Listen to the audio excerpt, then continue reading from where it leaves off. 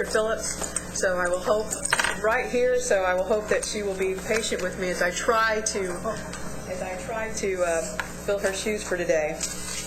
We are also, since we are time constrained with making our quorum, we're also going to take several agenda items out of order. So if you'll be patient and follow along, I will announce them as we take them, as staff has moved a lot of the action items up to the top so that we could get them voted on before we lose our quorum. Voting members this morning are myself, Dr. Phillips, and Whit Ryder. Welcome, Eric, our student member, as well as our chairman, Fred Heldenfeld. So why don't we go ahead and get going. Okay, agenda item 2 is the approval minutes from June 22nd, 2010. Hopefully we've had a chance to review those. Are there any changes or additions? Hearing none, motion to approve. So moved. And Lynn seconds. All in favor? Aye. Opposed, same sign. Motion carries. Thank you. Agenda item 3 is consideration of approval of the consent calendar. You had a chance to review that. Are there any questions about the consent calendar? Anything to come off? I see a no. Move we approve. Move to approve. Lynn, second. Second. Whit. What are we Further doing this discussion? lot? I know. I'll just kind of toggle. All in favor, aye. Aye. Opposed, same sign. Motion carries. Thank you all very much. Agenda item 4A1. Consideration of staff recommendation to the board for approval of construction, rehabilitation, and property purchase projects. A project for the University of Boston for reapproved construction science building, Biru and Welch Hall, Phase 1. Is that first up? And do we have slides? The last time I was here, I had problems projecting into the microphone. Can you all hear me okay? Yeah. All right. While the slides are coming up, I'll get started. The University of Texas at Austin is seeking reapproval for the Science Building, Vivarium, and Robert A. Welch Phase 1 renovations project. The project originally received board approval in April of 2008.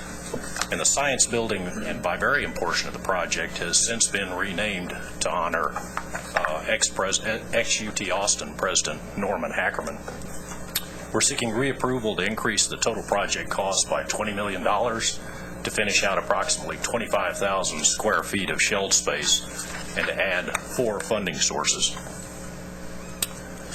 As the staff's briefing sheet indicates, the original application inadvertently failed to state that approximately 80,000 square feet of net assignable space in the building would be shelled. While the amount of finished space does not currently meet the coordinating board's required efficiency ratio, the building, when it's fully built out, will have an efficiency of 57%, well within those standards. I'd also like to add that the project would have fallen within the coordinating board's ranges for cost had the shell space been included in the original application, and when we finish the building, it will be well within those same cost ranges based on current cost estimates. OFPC has had an opportunity to meet with Ms. Brown's staff and with Ms. Brown to review the causes for this unintentional lapse. We put in place process improvements, additional training, and supervisory controls that we believe will ensure that this kind of lapse doesn't occur again. Okay, this project's located, as you can see, at the corner of 24th Street and Speedway. The project is designed by co-architects. The construction manager is the Beck Group. The total project cost was originally $175 million, and with your approval today, would be increased to $195 million. The updated funding sources are as shown on the slide. Gifts, available university funds, unexpended plant funds, and federal grants are all new sources of funding. The remainder of the $20 million is made up with increase in permanent university fund dollars. Next slide. This slide shows a more detailed view of the Norman Hackerman building site plan and the first level located at the northwest corner of 24th and Speedway, with Welch Hall shown to the south. Next slide. As you might recall, the Norman Hackerman Building replaced the Experimental Sciences Building constructed in 1950. The Hackerman Building houses state-of-the-art chemistry and neuroscience laboratories, a vivarium facility, and administrative offices for the School of Biology and the Center for Learning and Memory. The proposed TPC increase will fund the finish-out of 25,000 net assignable square feet in this facility. This slide and the next slide show the split between this new building and the Phase 1 Welch Hall. If this increase is improved, the total project cost for the Hackerman Building will increase to $178 million, and when all of the shell space is completed, the total project cost for the Hackerman Building will be $205 million, as shown. The original scope of the Hackerman Building is 95% complete. We anticipate completion of that project in October. The shell space work would begin at the end of this year and continue on to fall of 2011. This last slide shows that the Robert A. Welch Hall Phase 1 renovations portion of the project is scheduled to start construction following the completion of the Hackerman Building, again at the end of the year, and finish in December of 2011. This portion of the project will renovate 50,000 gross square feet of the building, providing 28,360 net assignable square feet to provide upgraded chemistry lab space. Proposed TPC increase will fund the finish out of about 1,250 net assignable square feet. This will fully finish out Phase 1 of the Welch Hall renovations. That's all I have prepared. I'd be happy to answer any questions that you might have. Are there any questions for Mr. Dixon? Whit? Can you just comment on the, I see the large variances from the previous budget versus the way it's reflected with the additional 28,000 square feet. Specifically, a lot of this is related to Welch Hall. Can you just comment on those, going from $1 million to $11 million? I'm trying to think, there was another one in here I'd say. Administrative costs going up. Yeah, Whit, I was going to piggyback on $3 that. million. And the other professional fees. Those are the three Professional fees. There's some pretty breathtaking percentages there, I know. The primary, and we have been through this with your staff, and I do have a sheet that explains each one of those in more detail if y'all would like to see that. In general, though, the costs that are shown here reflect the current GMP prices or actual costs. But the variance that you see is almost entirely due to miscategorization of the work in the original application. Taking your example, Chairman Eldenfels, the administrative costs in the original application did not include the rolling owner's controlled insurance program costs that were captured in another category. To take your question, Commissioner Ryder, the work that was included, that should have been included for the renovation work in Welch Hall was captured under the wrong category. So we, again, back to the same things that I addressed a little earlier in terms of the lack of failure to indicate the shell space. We've educated done some training with our folks so that there's a better understanding of which elements of a project go into which category. I'd also say that this application went through at a time when OFBC was shifting, it was accepting the responsibility of presenting these projects, preparing the applications, and presenting them to the coordinating board. So we were going through a rather steep learning curve, and we believe we're past that now. And the other professional fees, there's some footnotes, but they don't really detail. The architectural services fee increased by about 30%. Those costs are just more accurately known at this time, so that's... I was referring to the other, I understand the I'm AE sorry. fees, I'm talking about the other professional fees. It includes, we needed to include and did not include in the original application materials testing costs, HVAC test and air balance, third-party commissioning. All of those were again captured in other categories. Third-party commissioning meaning for lead certification? Yes, sir. And I do have, as I say, a sheet here that your staff has reviewed. If it would help, we can hand that out. I would just, Susan, ask the staff that when you footnote these things that are big variances, just add a little bit more detail. Okay. So we know what, especially when things are described as other this or other that. Okay. Susan and I think we're both challenged to keep, this would have been a slide that I would have wanted to show. We were challenged to keep the number of slides down to a minimum, and we probably erred on the side of maybe having too much offline. So. But we also appreciate streamlining, so I understand the spirit. Are there any further questions? Just one more quick one, Susan. Have you all reviewed the process improvements they've made, and are we satisfied with that? We have talked to them, and we've actually volunteered to do some training for their staff, so we're going to be setting that up. Okay, great. Questions? May I have a motion to approve? So moved. Thank you, Lynn. Second? Second. Without hearing any further comments, all in favor, aye. Opposed, same sign. Motion carries. Thank you very much, Chair. Mr. Dixon. Agenda item 4B, consideration of approval of construction, rehabilitation, and property purchase projects. The first project is for Sam Houston for Construct SHSU University Center at the Woodlands. Peter Graves, here we go. Associate Vice Chancellor for Contract Administration, Texas State University System, will present this project. Good morning. Good morning. Dr. Dana Gibson, the president of Sam Houston State University, is also here and is available to answer questions. Dr. Gibson took over the presidency on September 1st. Good morning. This is the University Center at the Woodlands. It is a new building that is a 4-story classroom building that is to be constructed on a 7-acre tract previously owned by Lone Star College. Sam Houston State University has been conducting classes on the Lone Star College campus for a number of years in a building owned by Lone Star College, and reached an agreement with Lone Star College for the transfer of this land to build this facility, which will then a portion of this will be used by Lone Star College in its program, as well as by Sam Houston State.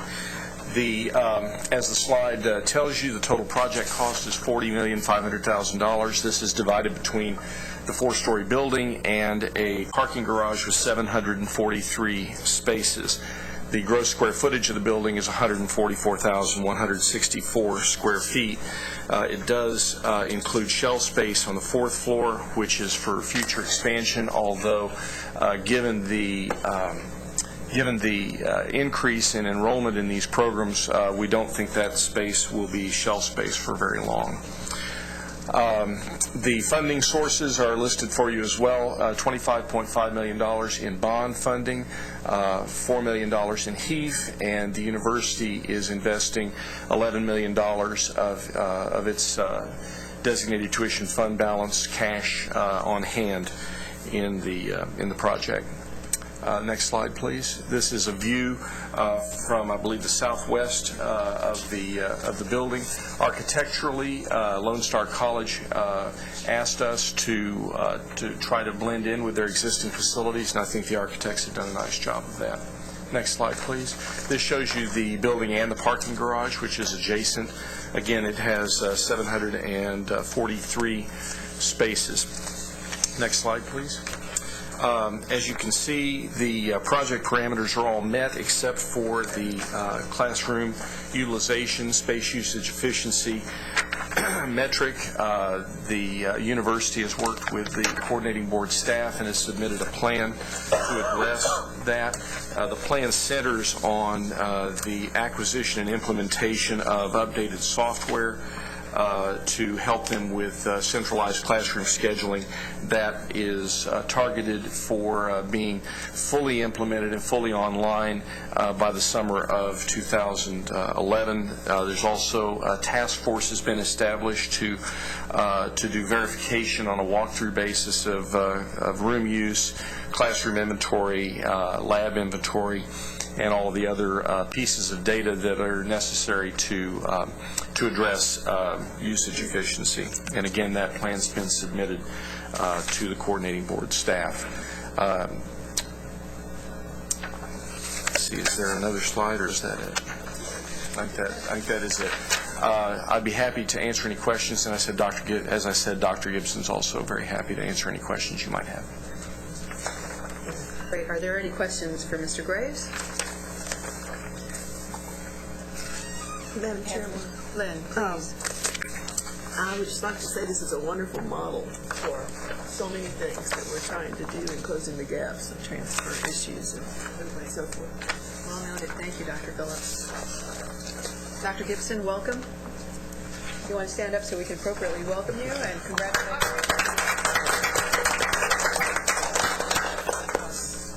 I appreciate your comment because I think this is a good model for us to be able to complete degrees from Lone Star College Montgomery. Absolutely. Perfect. Hearing no further questions, is there a motion?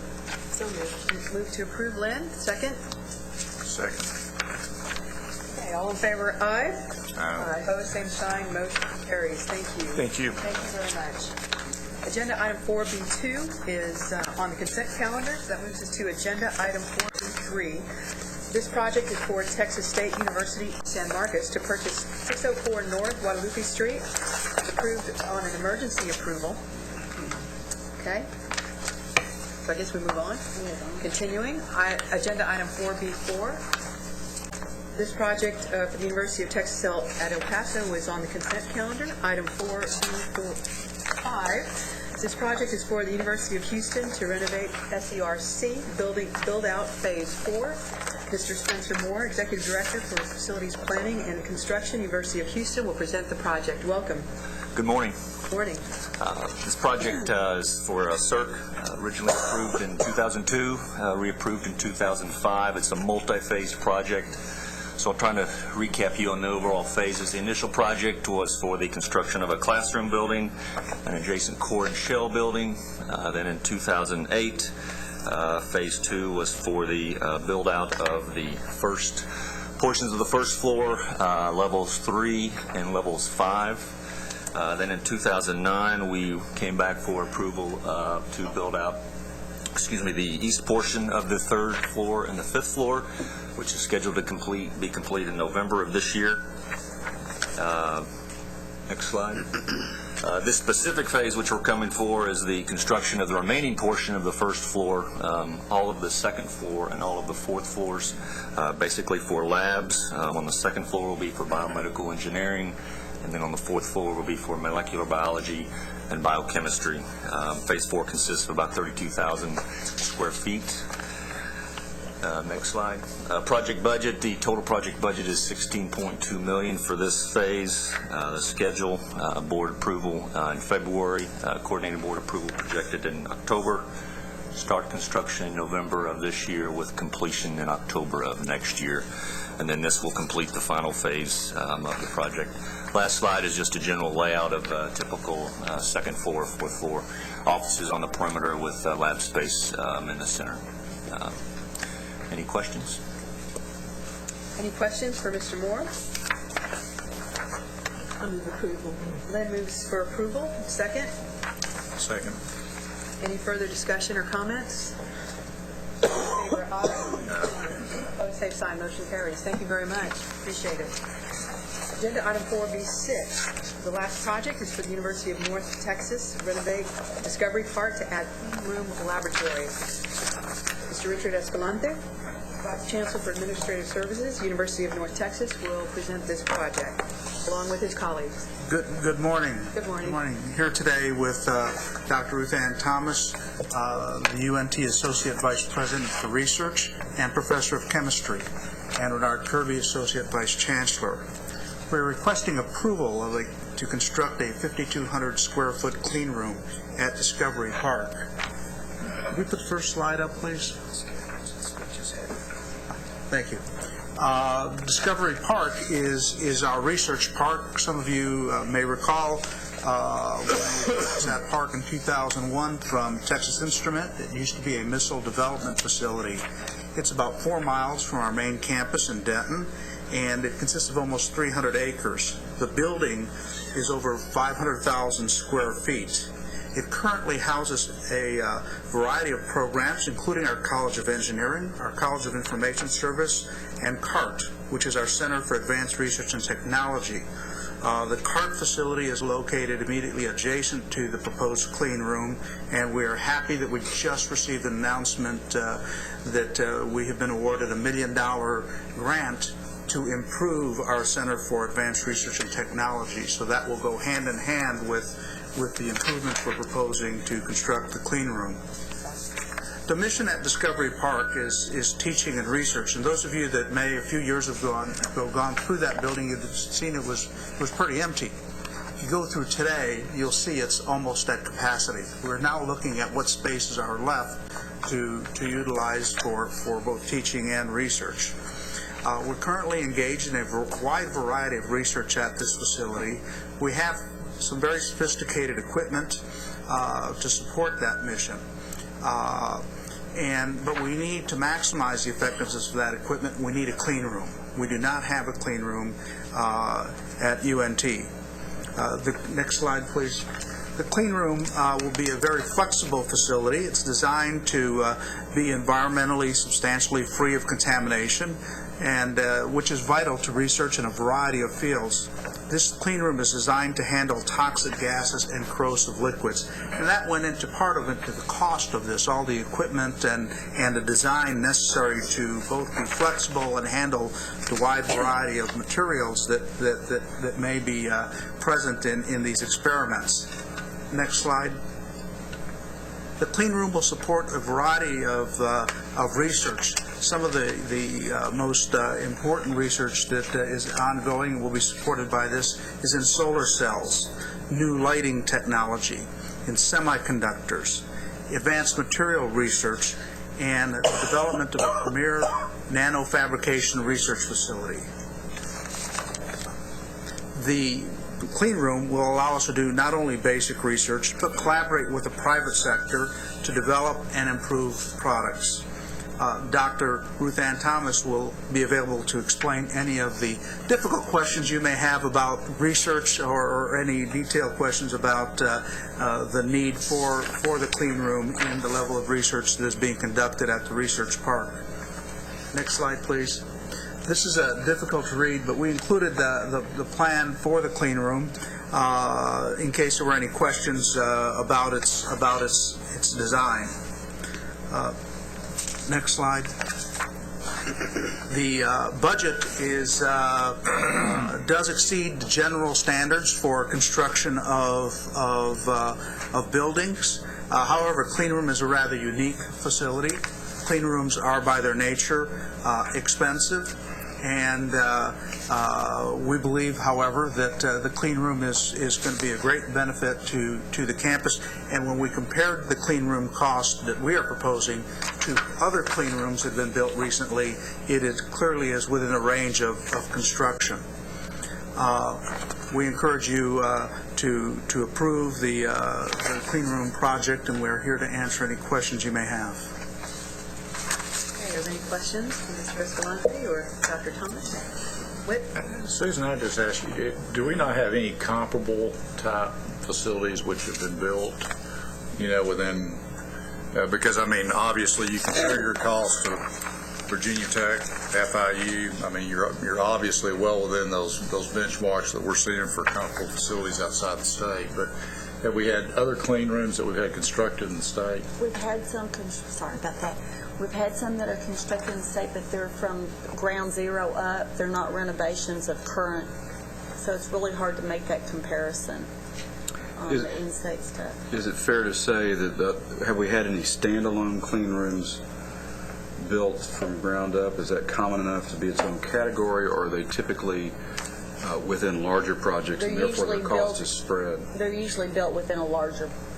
There'll be some clean rooms and some regular labs all within one building. So it's not just a clean room by itself. And that's part of the problem. Our cost standard of $248 a square foot is it's for a general spread laboratory. Over all laboratory type space. Okay. Rich, I was looking forward to you explaining photolithography. We're not going to be treated to that? We've brought the people who can explain it. Dr. Thomas would be happy to explain any of those details. And Renard Kirby can explain any of the construction costs or design features. Any further questions? We approve. Motion to approve, is there a second? Second. Okay. Exciting. Great facilities to do some cool stuff. All in favor, aye? Aye. Same sign, motion carries. Thank you all so much. Thank you. For being here. Just a reminder that we'll be taking some of these agenda items out of order, so bear with us as we go through this. Agenda item 4D is on the consent calendar. We're going to move to agenda item 4E. The next item for you is consideration of staff recommendation to the committee for approval of the TSTC study, Rider 52 Special Provisions. Susan will be presenting this. Listen carefully. Okay, at your place, you will see or it was sent to you, a feasibility study that was done. This writer had us look at a proposal by TSTC to fund on their outcomes graduates. We've actually, at the same time, there was another rider proposed to the, or a bill introduced that had the comptroller look at all community college technical programs at the same time and looking at a value added to the state for those programs. So we combined our efforts. And the comptroller's office has been doing a study using data that we provided to them from the Texas State Workforce Commission and our degrees awarded and that sort of thing. There are some there were some assumptions made in the TSTC in their original in the original study by TSTC, which made the assumption that if a student didn't graduate from TSTC, that they actually had a income of zero. And what the comptroller's office did was they looked at high school graduates at the same age as where the graduates were from our study and used the median income for the high school graduates as compared to those with a degree from TSTC or any of the community colleges. So we have there are some large differences in what they found.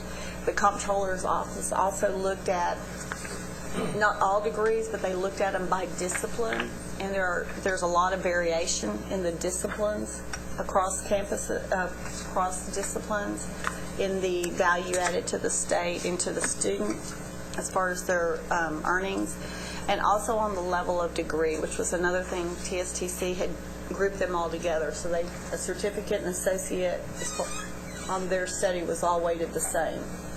And that is not, did not hold true in the comptroller's study. We have another meeting with the comptrollers for next week, which is why this is still preliminary, to get some further findings. But right now the recommendation is that if we do move forward, what we need to do is to make sure that these things are split out by discipline and by level of the degree. And so that's the recommendation going forward. We don't have a problem with funding on outcomes. We think that's a good thing. But there are some refinements that need to be made to the proposal from TSTC. Okay, and the results from the meeting next week will impact this report how? We will incorporate whatever changes that the comptroller's office has had and make them add them. I've sent this draft to the comptroller's office so they could review it at the same time. So we will incorporate that, and if they had very different findings, because they gave us findings and we had a meeting set up, and then they said, whoops, wait, we've got some changes to it. So as soon as we find out what those changes are, we will incorporate them into this. So if we approve, we approve.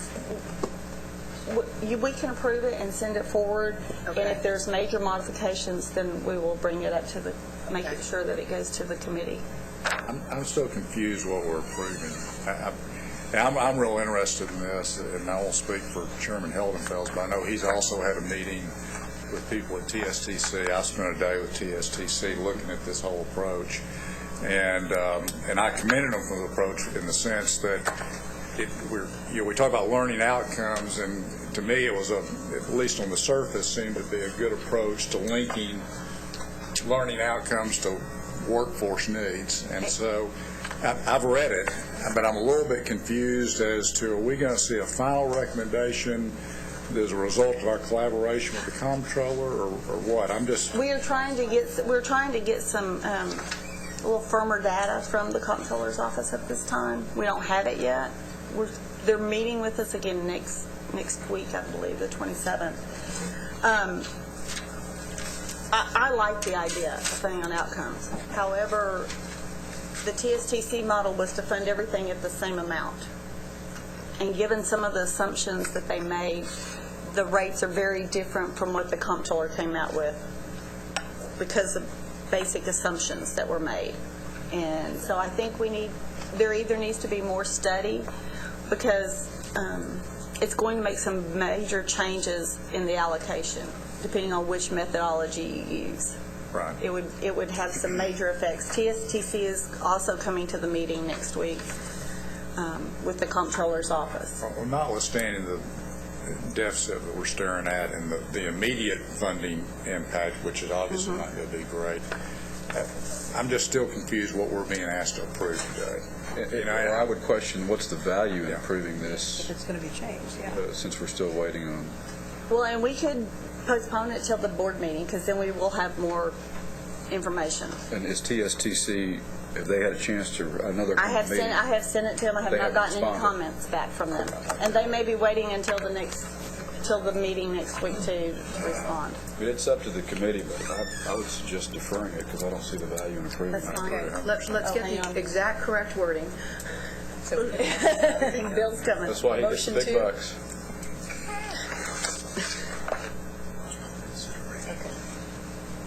given the discussion, do we have a motion to postpone consideration till the board meeting? So moved. Is there a second? Okay, any further comments or discussion? Obviously, I think, Susan, we'd like to see this prior to the board meeting and see Yes. the additions the comptroller's office may have and/or TSTC. Okay. Okay, all in favor? Aye. Aye. Opposed, same sign, motion carries. Thank you very much. Okay, agenda item 4F is on the consent calendar. Moving right along. Agenda item 4H1 through 3. 4H1 through 3. Consideration of adopting the staff recommendations to committee relating to requests for new degree programs. You note agenda item 4H1 and 2 were on the consent calendar. Item 4H3 is request from University of Texas at Dallas for a Doctor of Philosophy degree with a major in arts and technology. McGregor. Thank you very much. This program was proposed by the University of Texas at Dallas as an interdisciplinary program that will prepare their graduates for careers in teaching and scholarly research, focused in the high-tech graphic art, media, and the visualization aspect of technology. And they had a very excellent site review conducted by three-member site review team. They got very positive recommendations from the site review team, and for that reason, the staff has brought forward a positive recommendation for approving this proposal. This is obviously one of the high-tech areas that UT Dallas has put a lot of effort into and that they have developed strong programs in the past. Are there any questions? This is more of a format question. I noticed we had a map for the first degree proposal showing where other programs are located, but no maps on the second and third. This is a fairly unique program, and so there are not other programs in Texas at this level, and so this would be a first in Texas for that So this reason. is first in Texas. And what about the second degree that was on the consent calendar, out of curiosity? The biomedical engineering, it is not, and if we didn't have that, we'll be happy to have that for the board meeting to show you where the other bachelor's. There'll just be a few dots, but nevertheless, there'll be Correct. dots. Absolutely. We'll be happy to have that, sir. I was just happy to see a map. We're working on it. It's a work in progress. Anything further? The map system went down, but The map system went down. The truth comes out from Yeah. people who actually run the technology. Yep. Okay, great. Are there any further comments or questions? Is there a motion? So moved. Approved. Second. Lynn. All in favor? Aye. Opposed, same sign. Motion carries. Wonderful. Really innovative. He's super. Super.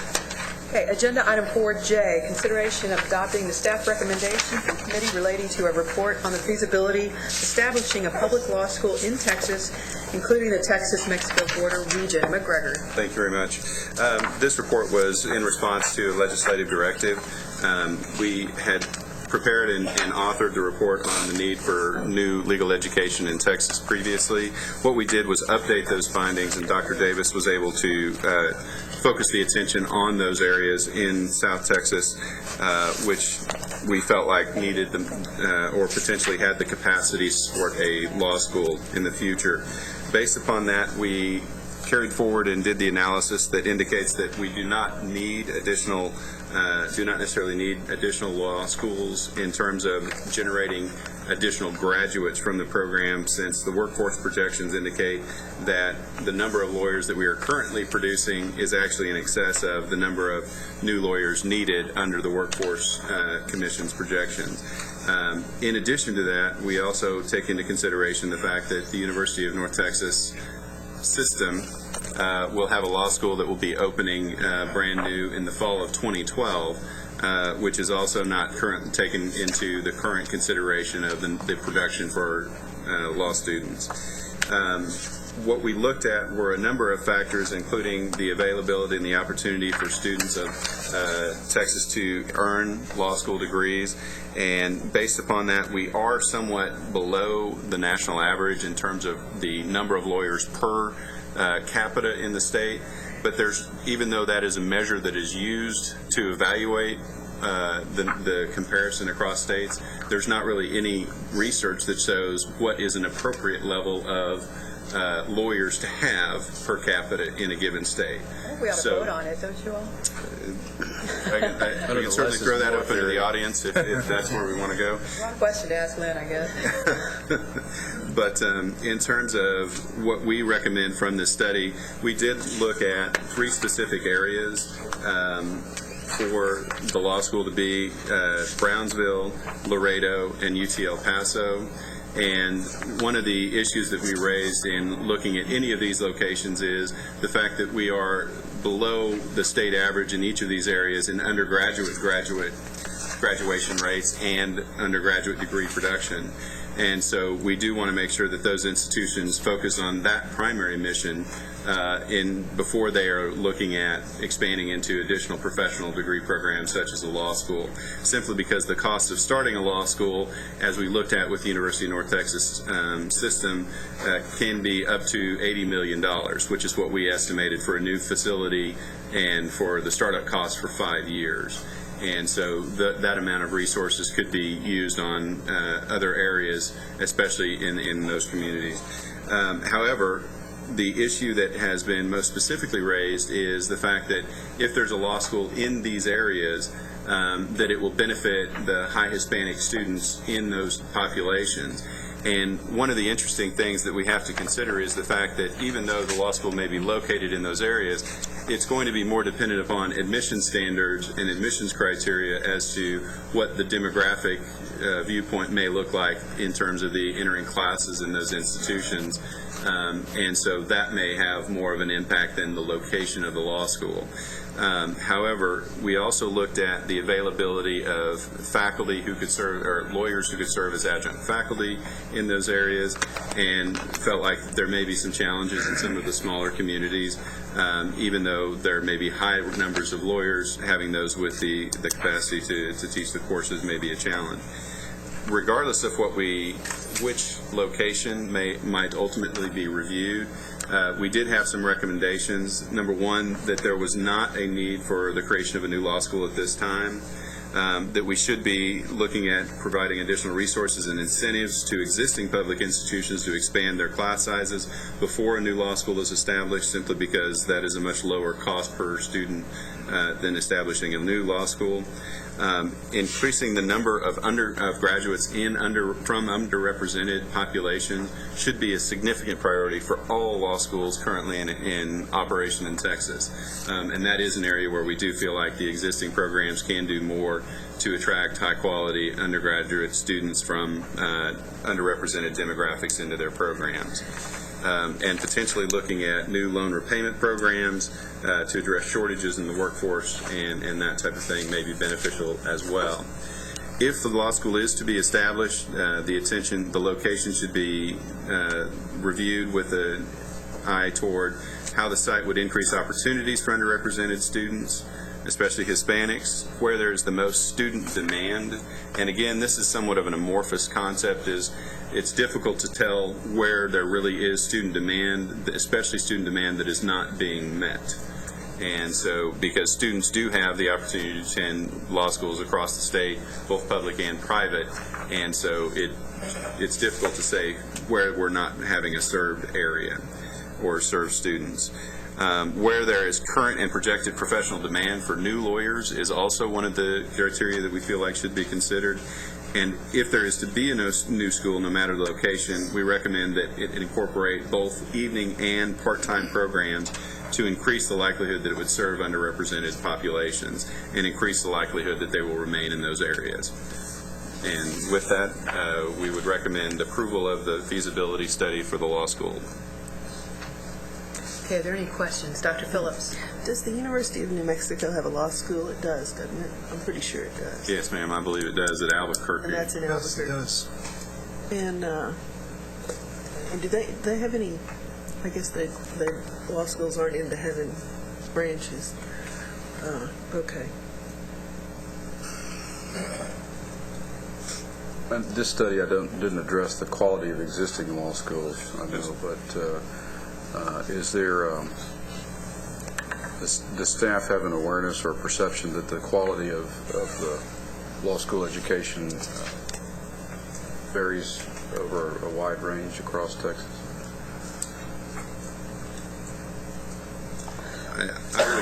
Just from my own perspective, I would say yes, there is variation among the law schools, especially the focus among the law schools, whether you're looking at litigation schools or whether you're looking at institutions that are more focused on the broader general education.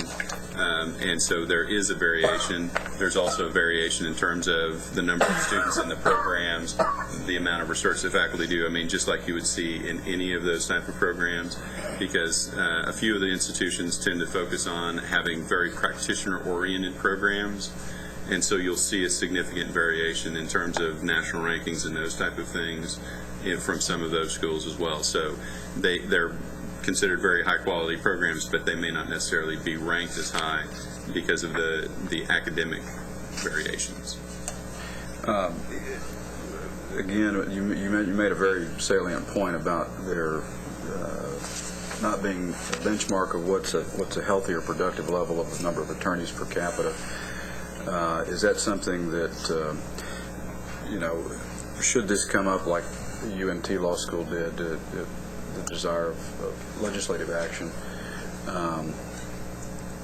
can we, do we have the resources to research that, whether there's someone else out there, maybe outside of academia, who has researched that question?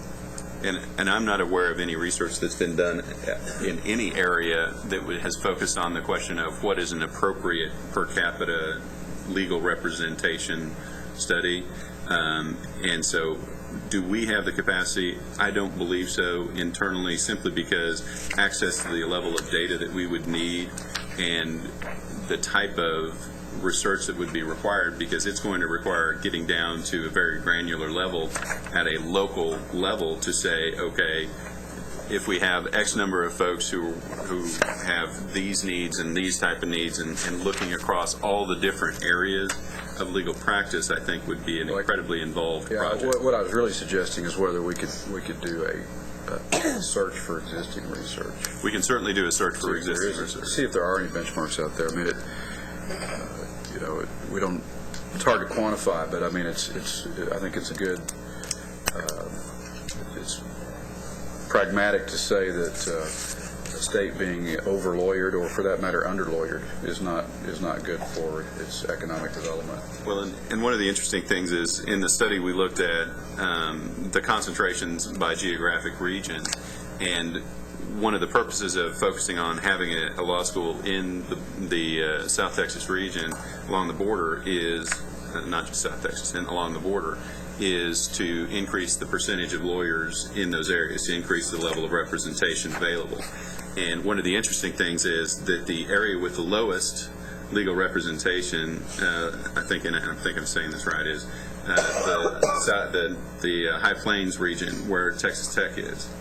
That they actually have one of the lowest lawyer population ratios in the state, even having a law school there.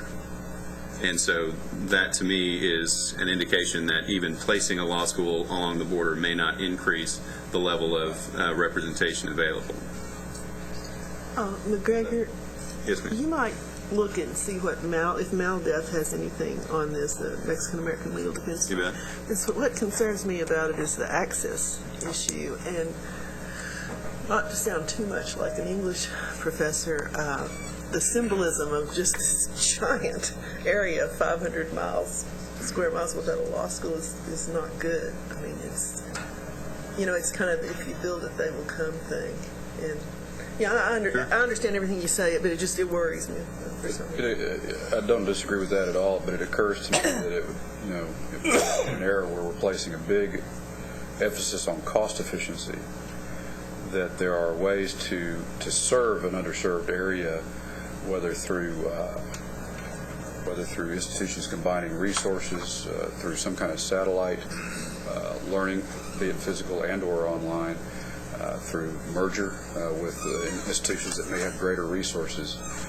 There's probably a more cost-efficient way to deliver to that underserved area. And one of the studies that we're going to follow up with when we get done with these and a few others is to look at looking at the combined data set of TEA and the coordinating board data. Right now, when we're looking at where students in law school come from, it's based upon their self-reported location when they apply to law school. So typically that will be based on where they are in college.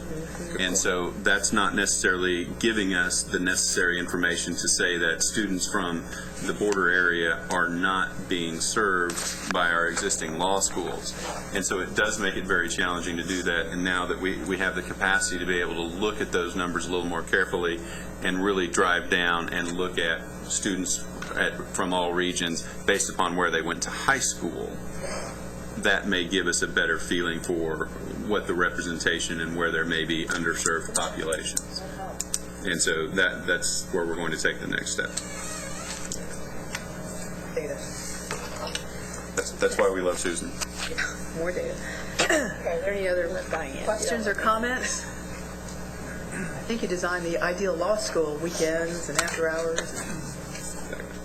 Is there a motion to approve? I move we adopt the findings and recommendations. Dr. Phillips, second. Second. Any further comments or questions? All in favor, aye. Opposed, same sign. Motion carries. Great. Agenda item 4K, consideration of adopting the staff recommendation committee relating to a report on the feasibility of expanding Texas's community college baccalaureate programs. That's you again, McGregor. I'm afraid I'm up a lot today. I would like to begin by pointing out that you have a supplementary agenda item for this item for 4K. It is just a revision on page 10, which, and I believe the representatives are here, Dr. Valek from Brazosport and Juan Mejia from South Texas College are here. And let's see. And I know that Dr. Steve Thomas from Midland is at board meetings today, so he was not able to be here. But thank you, Dr. Valek, for being here, and Juan as well. This has been an ongoing process for a large number of months. This was initiated in order to provide an additional foundation for the existing community college baccalaureate programs to evaluate the progress that is being made among those three institutions, as well as to look at the feasibility of expanding beyond those three institutions to new community colleges offering baccalaureate programs. And as a part of this, the staff under Dr. Davis and Dr. Goman took a site visit team of 3 individuals to each of these campuses, and they reviewed the campuses with an eye toward the production and the level of support and positive outcomes that are being generated in these existing baccalaureate programs. And the results of the study were very positive, and they did make some very, very positive observations, and I'd just like to point out a few of these. On page 10, indicators supported increased access, showed that enrollment had been strong and retention rates are high, and possible contributing factors to the enrollment and retention rate are course offerings that are responsive to student work schedules and effective marketing that aids student recruitment. And that ties right in with the previous report where we were talking about night programs and part-time students and that kind of thing, that these programs are being very responsive in that way. The next item is pointing out that the employers of the students who are graduating from these programs are very satisfied, and that they have been heavily involved, the employers have been heavily involved in the development and construction of the curriculum for these programs, which is another very positive. And the final one is that the opportunity shows that a lot of these students in these programs are non-traditional students, and that there is very strong support for these programs. I just wanted to kind of lay that out as the initial part for what the consultants provided and what they identified as very positive outcomes to this point. One of the limitations that the consultants did face was the fact that since these programs are so new, we don't have a lot of longitudinal data to look at how the students are progressing through the program beyond a couple of cohorts. Those cohorts do have very high success rates. They are being employed at very high rates, and they are graduating with very high rates. Once the study was done with the site review team, we worked with the community colleges to make sure that they had an opportunity to respond to the site review, and then we began to draft the initial report. And Dr. Davis did the vast majority of the work on this. We prepared the initial report for the June SPP meeting, and at that point in time, we withdrew it from consideration, went back and worked with community colleges and made revisions to the initial SPP proposed report, and then submitted it back to the community colleges for their consideration and comments. And then we met with them again a couple of weeks ago to discuss the report as it currently stands, and to provide their feedback, which we again made revisions based upon that meeting, and tried to take into consideration their discussion and their concerns. To that end, the report provides a number of recommendations. We have tried very hard to separate these recommendations into 2 categories. For the existing community colleges that are offering baccalaureate degree programs, Midland College, Brazosport College, and South Texas College, the recommendation is that we continue to only require those limitations or those recommendations that are in the statute as the criteria for consideration of new baccalaureate programs at those 3 institutions, and that we work from the coordinating board with the community colleges in developing criteria and performance measures for future community college baccalaureate programs. And that way we would have a collaborative effort to try and identify, okay, how should we be reviewing these programs, and what should be done to ensure that we're all on the same page and recognize the value and the quality of the programs. That's pretty much the only recommendations that are made with regard to the community college baccalaureates at the existing 3 institutions. The second part of the requirement for the report was to look at the expansion of community college baccalaureate programs to additional community colleges. And for those institutions to expand into new areas, there are several recommendations that were made that go beyond what the existing institutions have to meet in order to get additional degree programs. And just so we're all clear, the 3 existing programs are allowed to offer up to 5 with coordinating board approval, 5 baccalaureate programs with coordinating board approval. Each one. Each one, correct.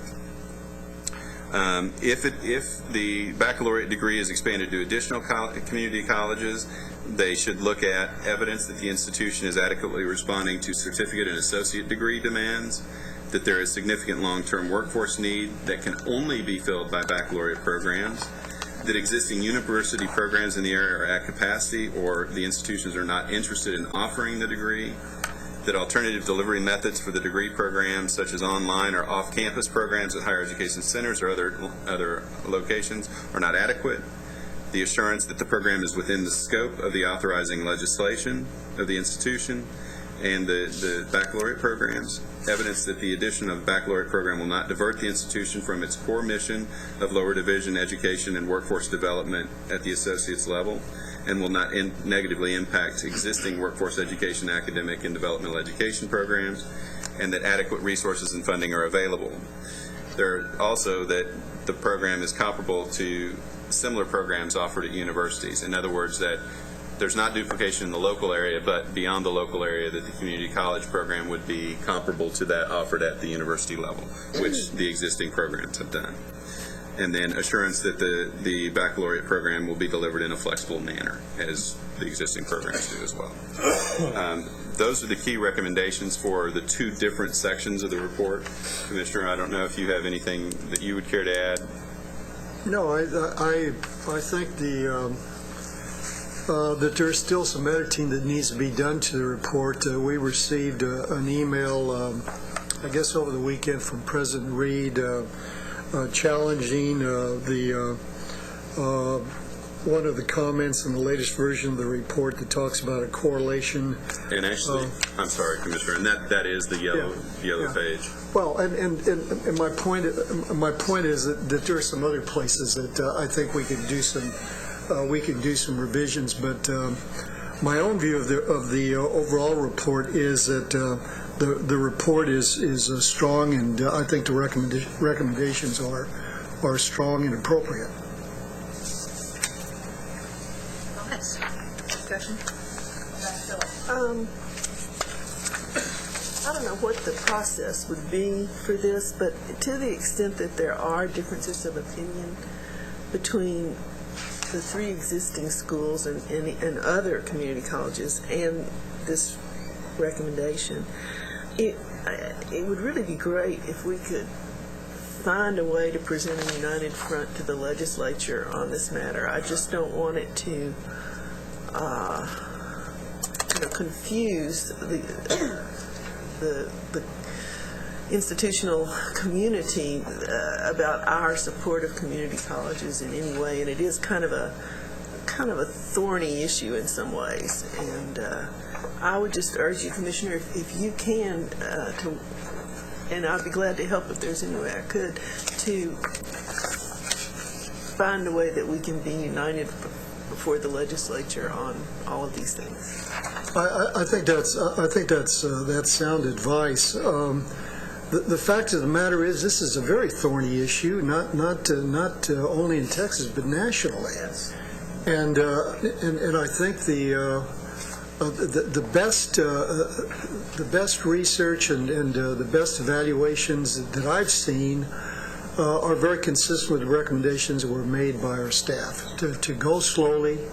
Don't foreclose on the possibility of community colleges offering baccalaureate degrees, because there are some things that they do in this area quite well. But they're also the research also shows that the last thing you want to do now is create competition between 4- and 2-year institutions, and that has occurred in some areas. That we need longitudinal data on the quality of these programs. It's the economic situation, not only nationally but in Texas, suggests that we should look at alternative delivery models before we expand the number of baccalaureate granting institutions in Texas. To me, the report strikes the proper balance. It says the baccalaureate programs that are in place now look to be effective and they look promising, although there's some language in the site visit report that suggests less than a ringing endorsement. I was struck by the comment, and I've read hundreds of academic program reviews during my career, on, for example, the executive summary. The site team concluded that all three institutions were impressive in their commitment to the BAT and the quality of their programs. But what it doesn't say is that the programs were impressive in their quality. It's a hedge that troubles me.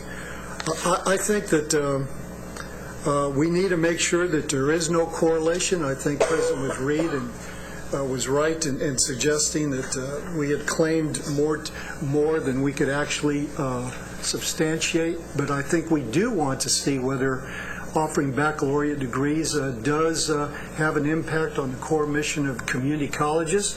I would argue that while I think it's clear that the baccalaureate programs at the three community colleges have had a positive impact on economic development, I would argue that the greater impact on economic development would be if community colleges as a category improved their performance in their core missions. Because these numbers are virtually small, and I think that are relatively small, and I would argue that the most prudent way to proceed in this particular academic and budgetary environment is to continue to evaluate these programs, see if we can improve cooperation between 2- and 4-year institutions, and meet workforce demands through current models rather than expand baccalaureate programs in an environment where already our higher education resources are spread too thinly. Commissioner, that doesn't sound like go slowly. That sounds like no go to me. I mean, you know, we got PR work to do with the community colleges, and I think if we're going to say go slowly, we need to truly mean that that's cooperation, not roadblock. I have no inherent opposition to community colleges offering baccalaureate degrees. For example, in Florida, community colleges have improved educational opportunities vastly by moving in that direction. In other states, it hasn't worked so well.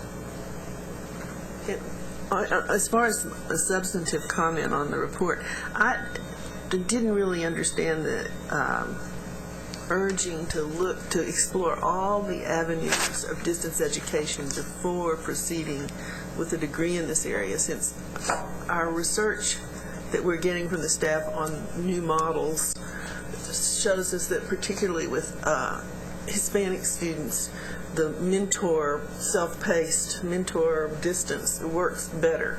So I was just a little bit concerned about that from a substantive point of view. Gregory, do you have any comments on that?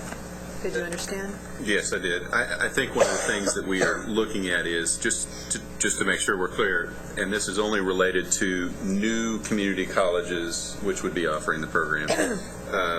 The issue is looking at it from a cost perspective and from an availability of ensuring quality by offering quality distance education. So I think there is evidence out there that shows that distance education can be a highly effective, useful means of providing access to students across all demographics.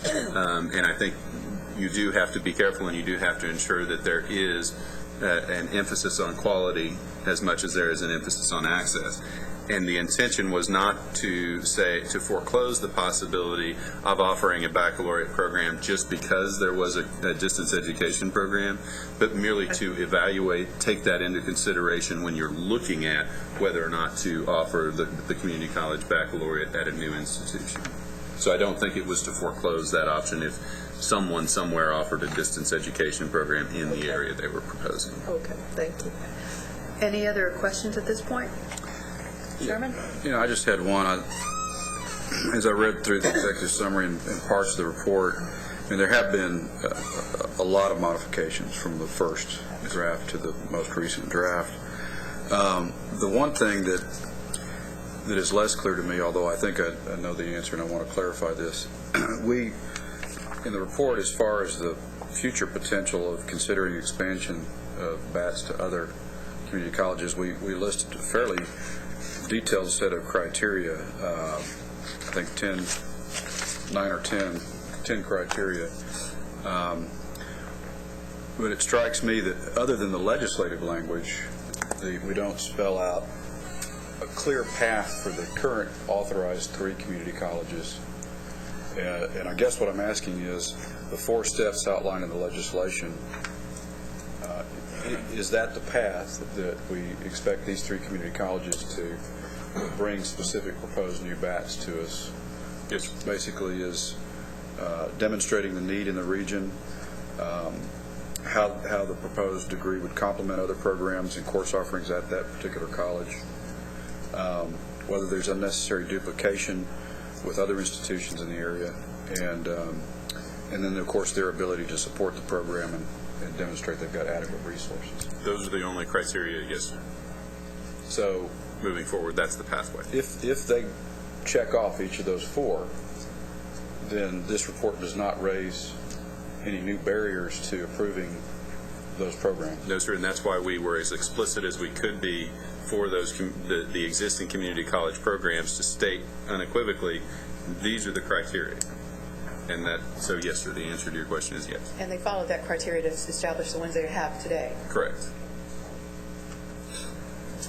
Okay. Well, I think that's the key of there's as clear and objective a process to follow as we can offer. And the process to get the first ones approved, though, was very slow and bumpy. And I know, McGregor, that was before you came onto the board. But I do want... His fault anyway. Probably. Yeah, oh yeah, for sure. But we want to be sure that that doesn't happen again. Hopefully we've got this system worked out such that we can move forward. Well, and a lot of the information contained in this also helps us in terms of looking at having a baseline for some of the questions of the level of support and everything else that is provided to the existing programs, which gives us a strong baseline to answer some of the questions. Would any of our guests like to, obviously the 2 presidents, like to make maybe a 1-minute comment or so? Given I our would time. just like to say that I think the definition of how to proceed with subsequent degree approval processes is greatly improved over the first draft and is consistent, I think, with the way you approve other baccalaureate degrees. So we appreciate that modification and look forward to working with the coordinating board staff and the coordinating board as we develop our subsequent degrees.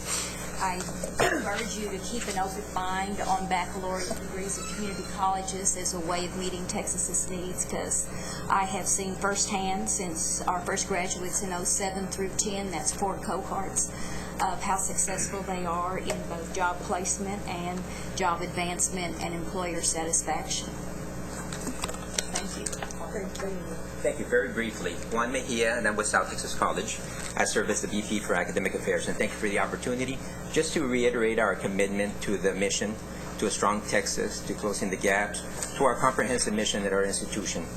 You've given us an opportunity, you've empowered us, and we're doing our best to be good stewards with it.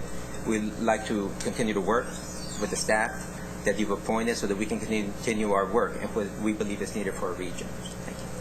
Thank you very much. Any further comments? Go, Commissioner. Yeah, I'd just like to say that I think this experience of going through drafts and subsequent rewriting of the report, I think, has strengthened our understanding of each other's work, and I think it will enable us to work effectively together. I commit to the board and to the presidents that we will work closely together to make sure that we all accomplish the common goal, which is to increase educational opportunity in Texas for all of our students, and to do it in a cost-efficient manner.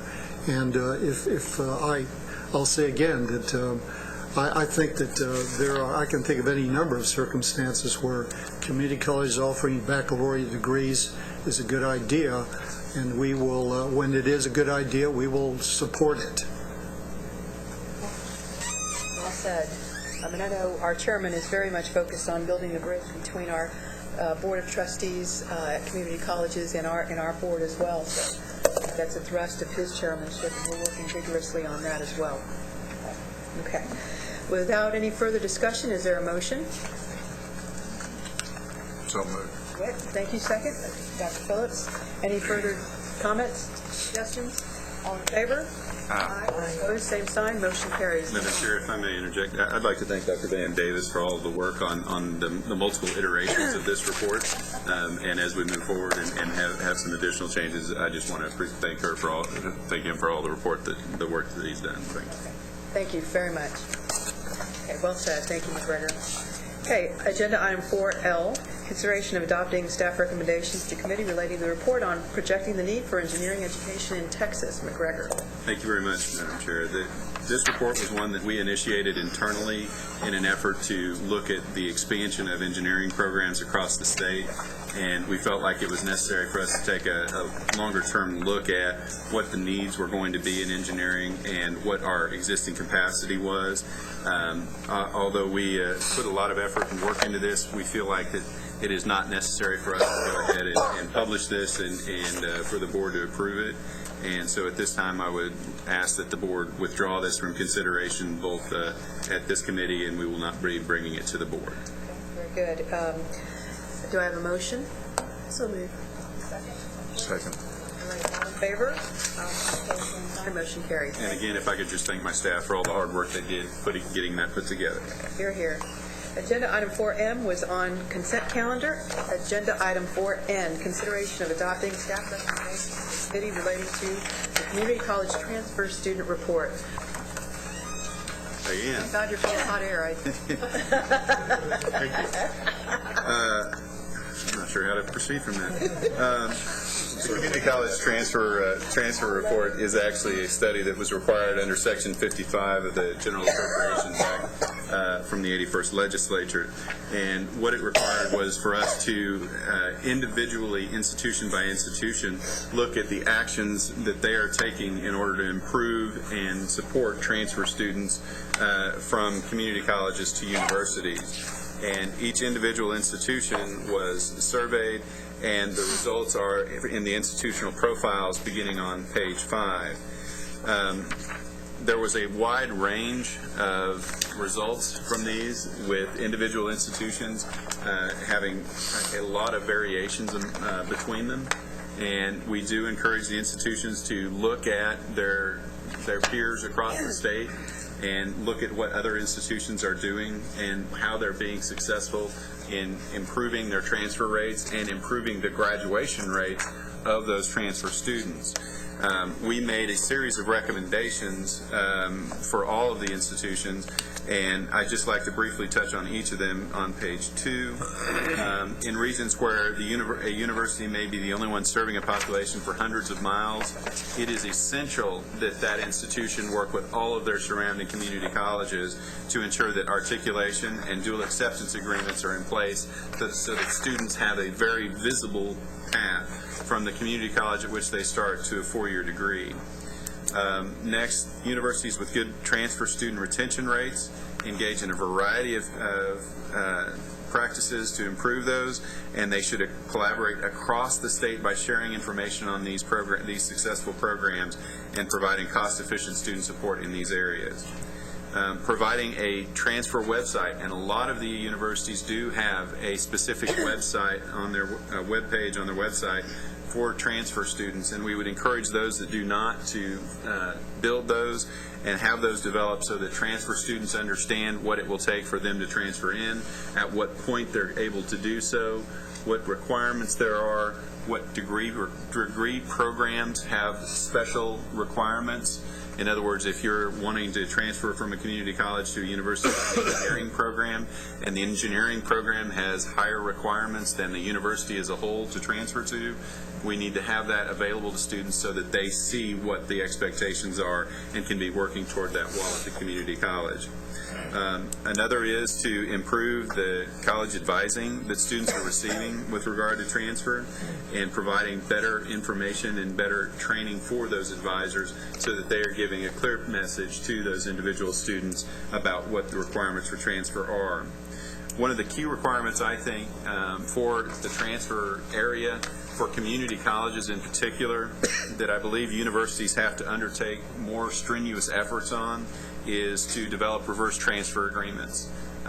Reverse transfer agreements allow community colleges to be recognized for the work that they're doing to support transfer students that they are not receiving now, because students transfer with 10, 20, 30 hours, go to a university and end up graduating. The community college is not being recognized for getting that student ready to go on to the four-year university.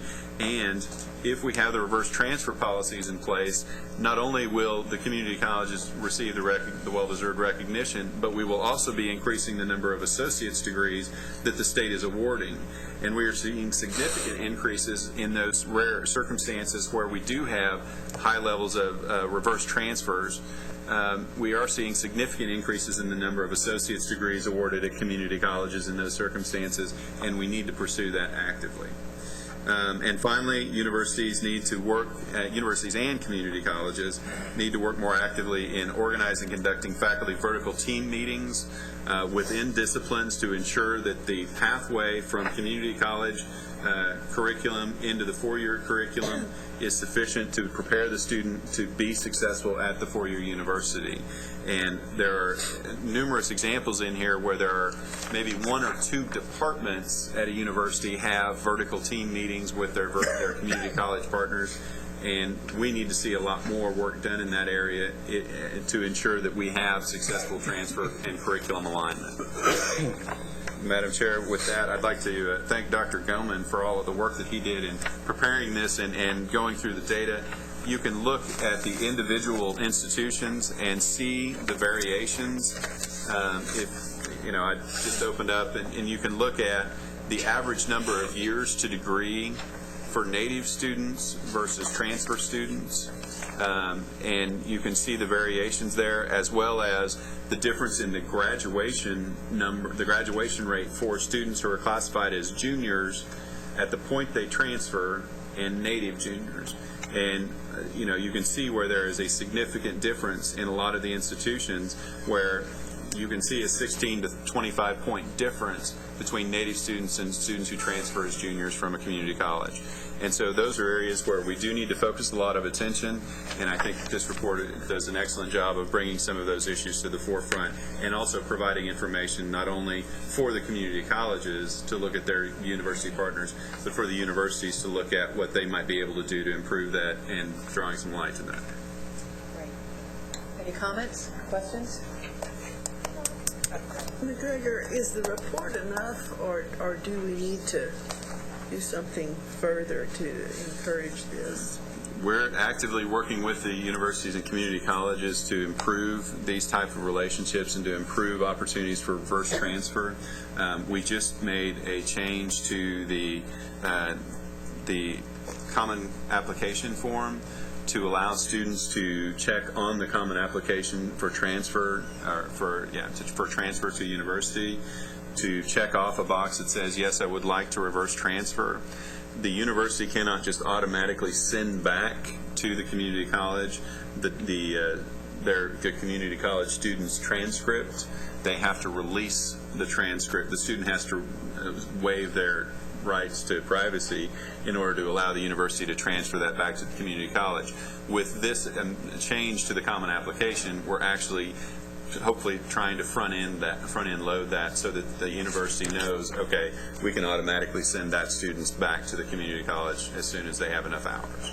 So we are taking steps like that to try and help the community colleges and the universities in these efforts. As many of these best practices we can embed into the system, I think, is where Lynn was going with that. That'd be great. I had a couple of questions and then a comment to add to Lynn's question. We refer to this in this report to these as being preliminary recommendations. Why are we describing them as preliminary? That's an excellent question. We can certainly take out preliminary. They are the final recommendations for this report. I think probably the way we were thinking was we're always looking for additional recommendations, so we're always making these type of things, so we'll take it out. That's an excellent point. Can you just say recommendations? We can. The other question I had is more statistical, and that is I'm really interested and pleased to see the good work on noting the range and averages of graduation rates and retention rates, but did we also look at a range of acceptance rates? I can't remember whether we did or not. I believe we did. He's nodding behind. Kevin's nodding at it. Thank you. In the appendix, which, as we all know, is where you put something when you don't want it read. The reason we put it, that's right, I'm sorry, the reason we pulled those out, it was actually in the body of the reports, but it made it very busy in the midst of the reports, and so we wanted to have a combined showing that shows the acceptance and enrollment rates, so you have an easy-to-read chart rather than having it being individually on each of the institutional pages. Well, but just ballpark, what is the range of acceptance of transfer students across our institutions? Percent from those who know where of acceptance, the acceptance rate of those transfer students for fall 2009, it ranges, looks like, from that can't be right. I'm parsing data in the mid 40s all the way up to 100%. Texas Southwest, probably. And does anybody have a feel for what the average? 80.2 or 97.3 A&M San Antonio. Looks like the statewide is 72%. Is that correct? Yes, sir. What the statewide is. And I'm looking at page 110, if that helps, Mr. Chairman. Yes, that does. Is that fair? And then the other thing, and when we get to this, I think relatively shortly, the advisory committee report recommendations on cost efficiency include a couple things that I think speak directly to this. One is, moving to outcomes-based funding should incentivize institutions at both 2-year and 4-year level to look at this as a means of improving output, improving those measured outcomes. One of the other things that we're doing is we have the Lumina grant, which is matching, kind of like we did with the mechanical engineering, expanding that to additional programs. Well, and that's part of that piggybacks on the committee's recommendations are really to go from the encouraging individual articulation agreements, which is one of these recommendations, to developing statewide articulation agreements, which mean transparency and clear pathways for community college students to transfer to all our institutions. That's really where it's going to have more power. Kind of the same process we did with the college readiness standards we might have to go through. And mechanical engineering articulation agreement is the model. Any other comments? Just an intangible is the attitude that maybe a paradigm shift within faculty at universities that say that a transfer student is prepared versus a native student, and that could be an attitudinal paradigm shift they have to have in embracing that. And I don't know how you do that, but just like the weed out concept versus persistence, same thing that we'll have to tackle. I think the recommendations on this report are actually pretty strong, especially having two siblings, both have transferred into Texas schools, and one had a little bit of trouble and the other actually did fairly well. But I mean, just the variation, the recommendations that are actually listed here actually kind of promising it probably would have helped out with at least one sibling's case. Good to know, Eric. Thank you. Yeah, I was going to say, Eric, that the students already know this. Yeah. I know a lot of kids who understand that if they can't get in on the first go-round, that they go to a community college and do really well, and then the attrition rate allows them to get in as sophomores, and so the students are onto it. And in one case, it worked out fairly well, and the other it took a little bit more work on the side, but it was great. Good to hear. Thank you, Eric. Great comment. Any further discussion? Do I have a motion to approve? So moved. Second? Second. All in favor? Aye. Opposed, same sign. Motion carries. Thank you. Agenda item 4P was on consent. Agenda item 4S is consideration of adopting the staff recommendation to the committee relating to the approval of the request for applications for the nursing, allied health, and other health-related education grant program. Gregor, you're on. Thank you very much.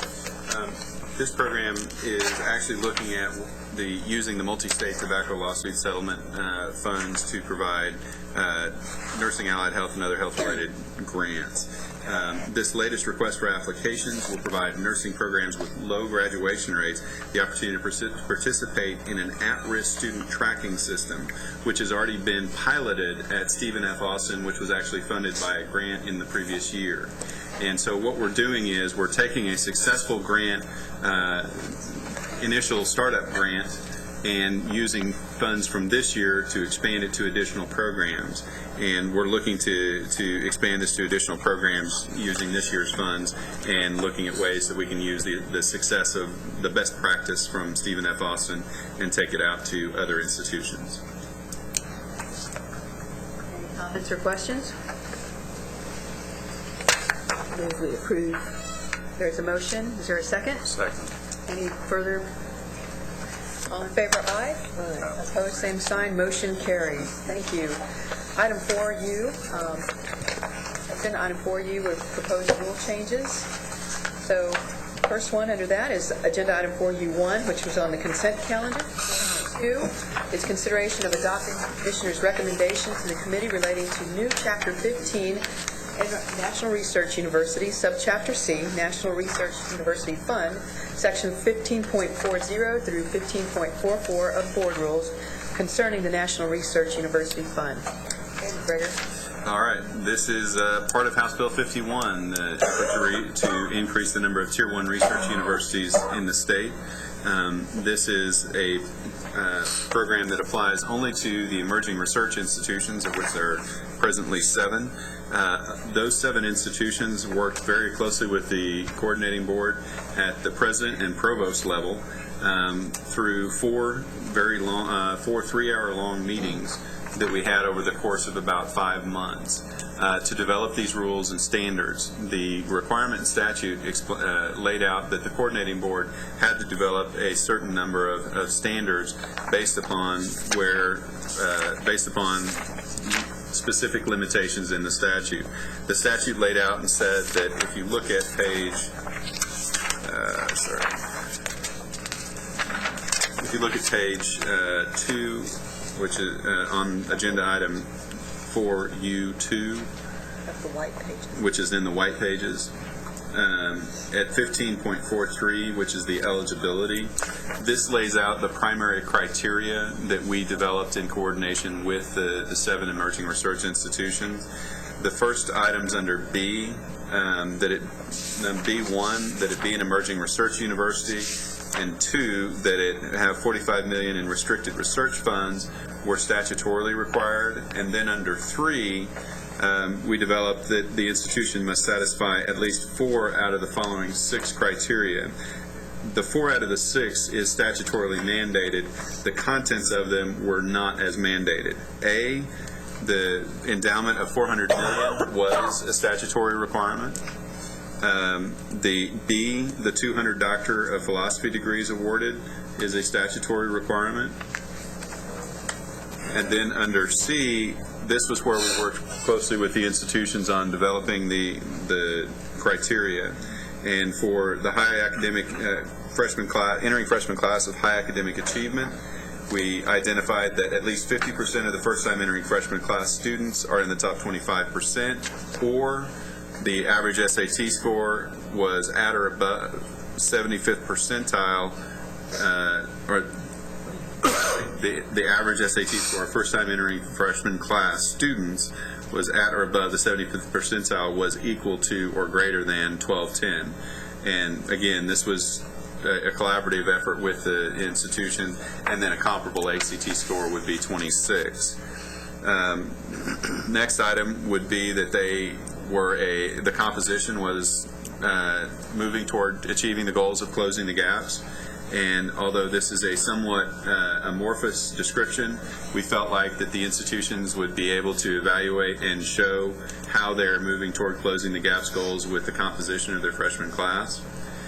D was defined with Phi Beta Kappa, Phi Kappa Phi, Carnegie Community Engagement, or the finalists in the McNair Scholars Program, all of which are indicators of highly engaged faculty and academic quality at the institutions.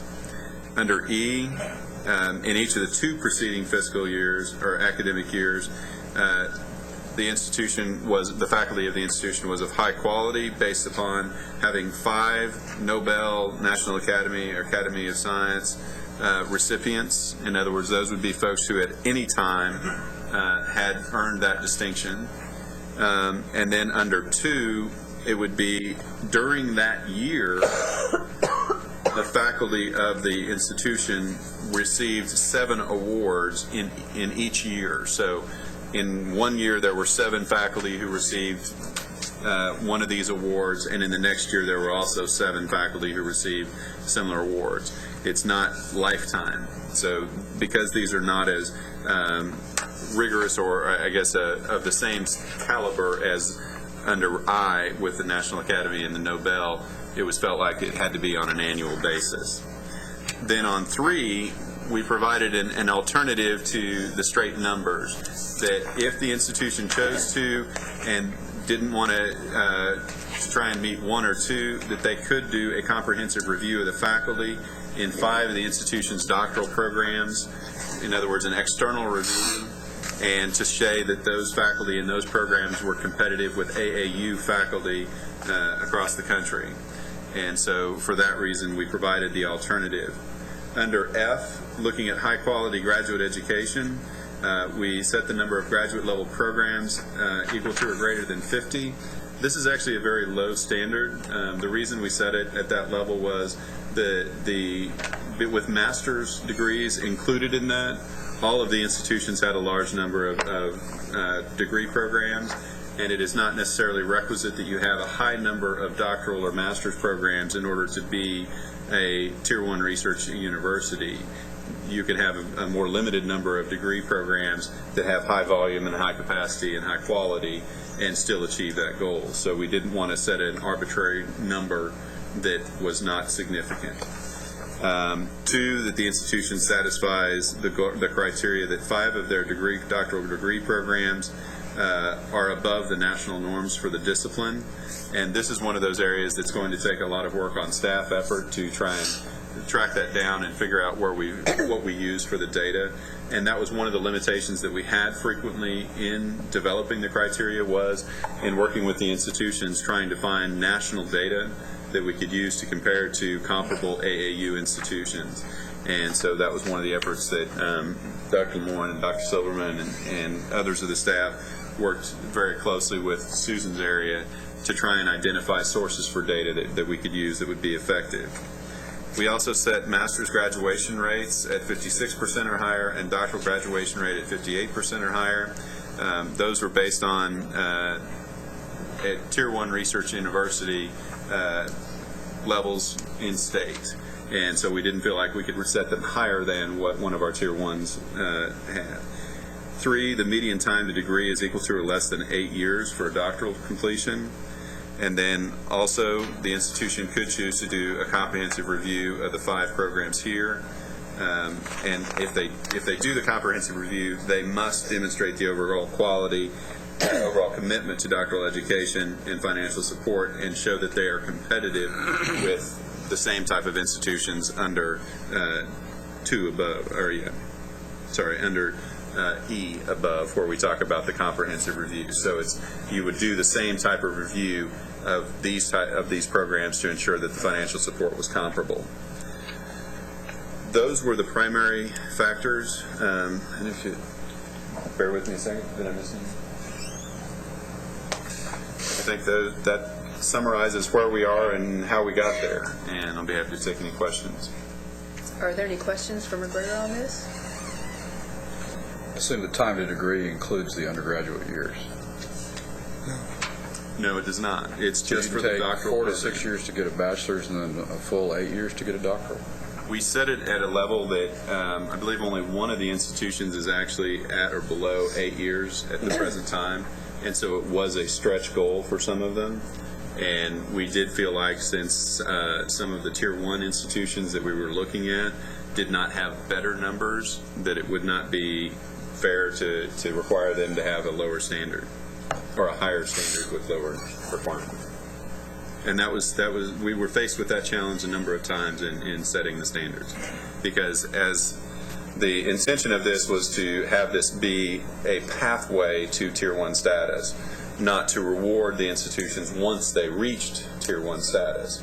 And so we were having to try and find the middle ground between where we are, where the institutions are, and where they need to get to on the road to ultimately being a Tier 1.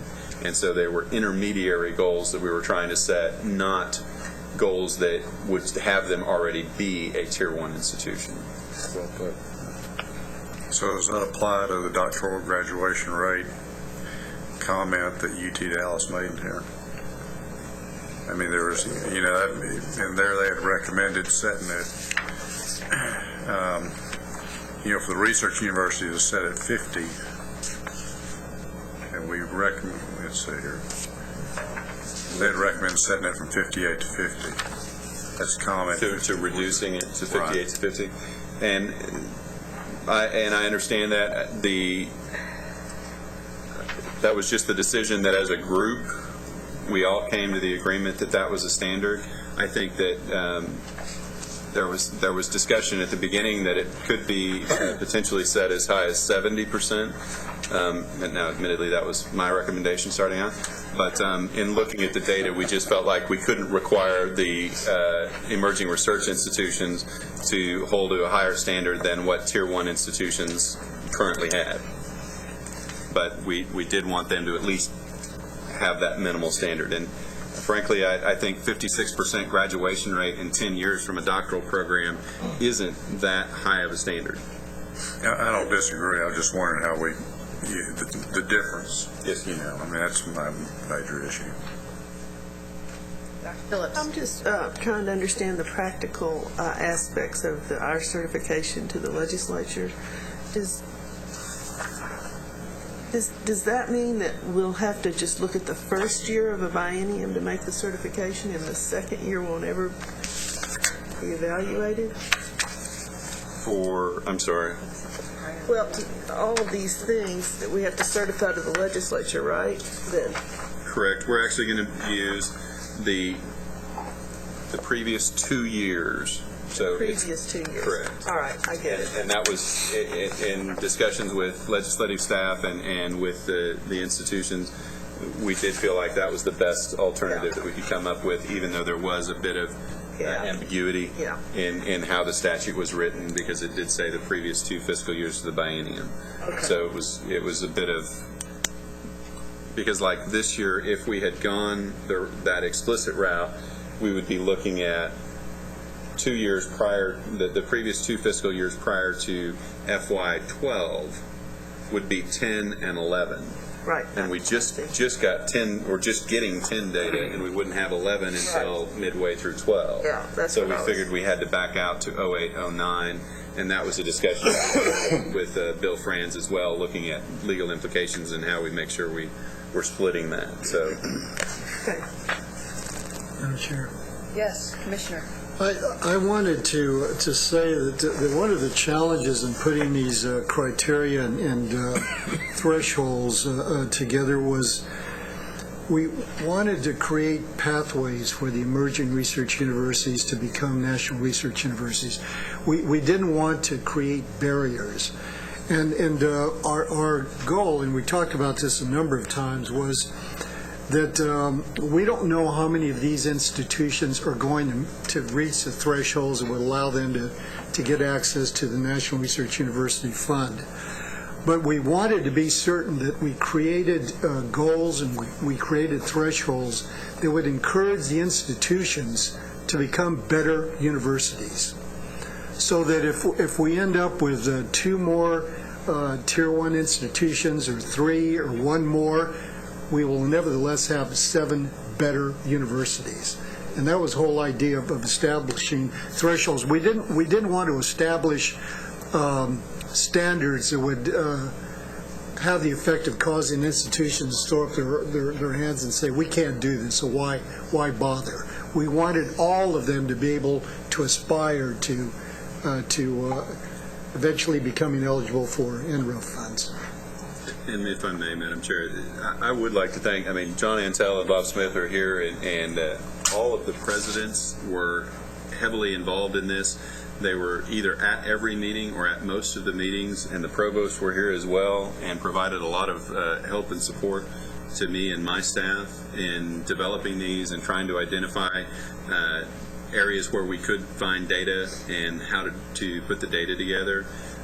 You also have in front of you a spreadsheet that shows where we are currently with existing data, and it does give you those locations where you see green are places where the institutions have met the criteria. And so as we're moving forward, that will at least be the way that we're measuring when an institution is able to move forward and be eligible for NREF, or would be eligible to look at having a comprehensive review of their programs if they meet all the other criteria. And the institutions were outstanding, and obviously they have a vested interest in this, but it was a very valuable process for us to be involved with. Yeah, my comment was going to be, I heard several places of collaboration in coming up with some of these, so that's very good. And thank you for the framework, Commissioner. That's right on target. Are there any other comments or questions? Okay. Do I have a motion to approve? So moved. Second. All in favor, aye? Aye. Opposed, same sign. Motion carries. Thank you all very much.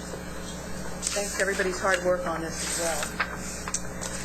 Agenda item 4B is the consideration of adopting or revising the report on higher education cost efficiencies.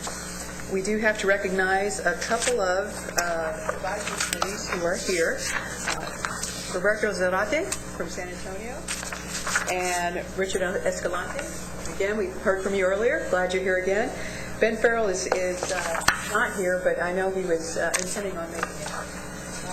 We really appreciate, you guys would stand up. We really appreciate your work on.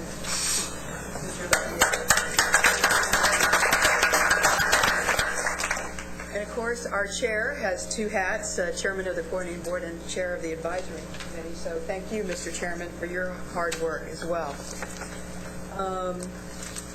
We have a pink sheet, or light maroon, as some of us like to call it. Agenda item 4.5 for me.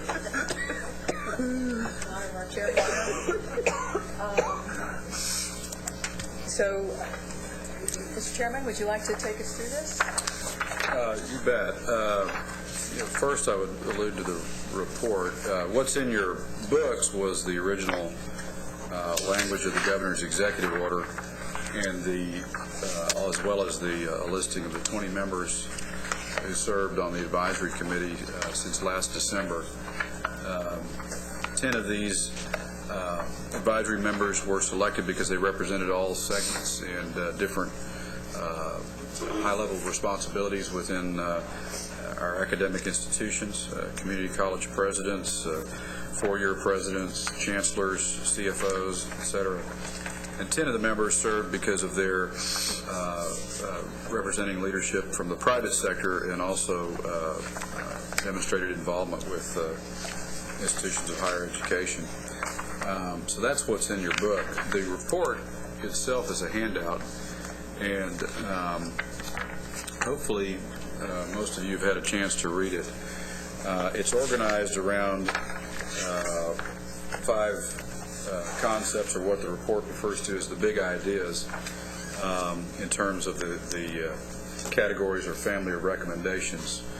That is funding results, funding for performance, number one, creating clear pathways for successful student outcomes, meeting demand with new approaches to delivery, making capital financing make sense, and that for both new buildings and for deferred maintenance. And then the fifth big idea, making productivity and continuous improvement a cultural change. And so those, within those big ideas, or 5 recommendation areas, the report has both short-term actions that the committee recommended, as well as longer-term actions that will take additional research, study, and potential future policy change. I would, for those of you who may not have had a lot of time to spend with this, the meat of the report is the first 13 pages. Then, like all good research and advisory committee reports, there's an appendix, which has information on each of the meetings that we held in the appendix, the subjects, the speakers, the experts from afar, if you will. But at the end of the report, there is a sort of a summation on page 12 called Assignments for All. And this is where we try to differentiate those recommendations, there are 7, that we feel would require, are short-term actions that would require legislative action or perhaps gubernatorial action. So those are identified as assignments for our state elected policymakers. There's a summation of the Texas Higher Education Coordinating Board's responsibilities and assignments, and then likewise those assignments and recommendations for our systems and campuses. I don't want to regurgitate and go through the whole report, but it does address each of the governor's charges in his executive order, to which we added a focus on facilities and deferred maintenance, and had one session. One of our meetings was on that topic. It also addresses, I forget the House bill number, but the legislation that required us, that was sponsored by Representative Rose, to study cost efficiencies, and with a particular focus on e-textbooks and digital learning. And I'd like to really compliment our student regents, not only Eric's predecessor, Heather Morris, but the regents from each of the universities and systems, because they really were our subcommittee, if you will, our task force on e-textbooks and digital learning, and came back with a very effective report that's been incorporated, summarized in this document. I'll briefly touch on the 7, well, the first 6 anyway. The 7th recommendation under state elected officials is really to ask us to undertake some longer-term activities that involve further in-depth study. But the first 6 involve recommendations that really you've heard before. They correspond with policy changes, although they're new and improved versions of some of the recommendations from last session. First, to modify our current funding formulas ways to incentivize and reward results. That is, outcomes-based funding, such as measurement of degrees, as opposed to being based completely on effort enrollment measures. Second, to change the Texas grant program in ways that prioritize needy students who not only complete rigorous high school curriculum, but also achieve at high academic levels while in high school. Third, to mandate statewide articulation agreements and limit associate programs to no more than 60 semester credit hours. Now, of course, there will be some exceptions to where accreditation may require a higher number of hours. We're talking about the bulk of the degrees that reflect student demand. And this is what I referred to earlier when Leonard asked that question. Fourth, require students to have a degree plan at least by the time they complete 42 semester credit hours, because research shows that that the time to graduation and the likelihood of graduation are greatly enhanced by that. Staff will have, and we'll get to this in a second, they actually are recommending a modification to that. It's the same idea, but they've recommended a modification here. Fifth, that we require that 10% of all semester credit hours produced on each campus be delivered through means not involving on-campus classroom activity. And that's through all means, whether it's online, whether it's dual credit, whether it's advanced placement, study abroad, internships, all the means by which a student can gain credit hours. And this recommendation is important to note, and this was a positive adjustment that the committee made in its last meeting, is measured at the campus level rather than the individual student level, which we think will greatly add to the pragmatic implementation of it. We are trying to measure the benchmark. I don't know where we are, Commissioner, on that research to see as a state where we average today in terms of those hours delivered through off-campus means. But to the extent that this increases that, it would, in theory, free up capacity for students on that campus. And sixth, to mandate that each institution increase the efficiency with which it produces graduates by 10%. Here we don't prescribe or get prescriptive as to how institutions accomplish that, although under the system and campus responsibilities and within the body of the report, we identify a lot of best practices that by systems adopting those best practices that aren't currently using them will be able to move the needle toward this sixth short-term action recommendation. One of the other recommendations is that the coordinating board form a statewide continuous improvement council, and at the same time, so that we keep this as an ongoing focus for our state institutions, and that we also encourage the institutions themselves to form their own continuous improvement councils at either the system or campus level. It's really also important to notice that many of our institutions have not been static. It's not like they've been sitting around waiting for this report to come out and they're going to go, oh, okay. Many of them have, not just for the last couple of years, but even going back 4, 5, and 6 years, have really brought a focus to improving their practices. Everything from energy procurement, energy savings plans, to other procurement pools for insurance, to how they organize their back office practices. And we had some good reports on that, both from the large systems, UT and A&M, and also from some of our smaller or independent campuses. So the report acknowledges, and it's important for us to realize, that the institutions haven't been standing still. They've made a lot of progress on their own, not the least of which is in anticipation of the coming session. I think I'll stop here and let the Commissioner touch on, staff has 7 proposed modifications or additions to this report for the committee to consider. What I've summarized is the advisory committee's report to us. What we'll adopt at the board meeting in October will be our final report due to the governor and to the legislature on or before November 1st. Will it be one report, Mr. Chairman, in other words, or will it be the advisory committee's report, then ours on one? It will be one report, our report, final recommendations. However, having said that, the appendix or some section of the report will acknowledge the differences between the advisory committee and ours.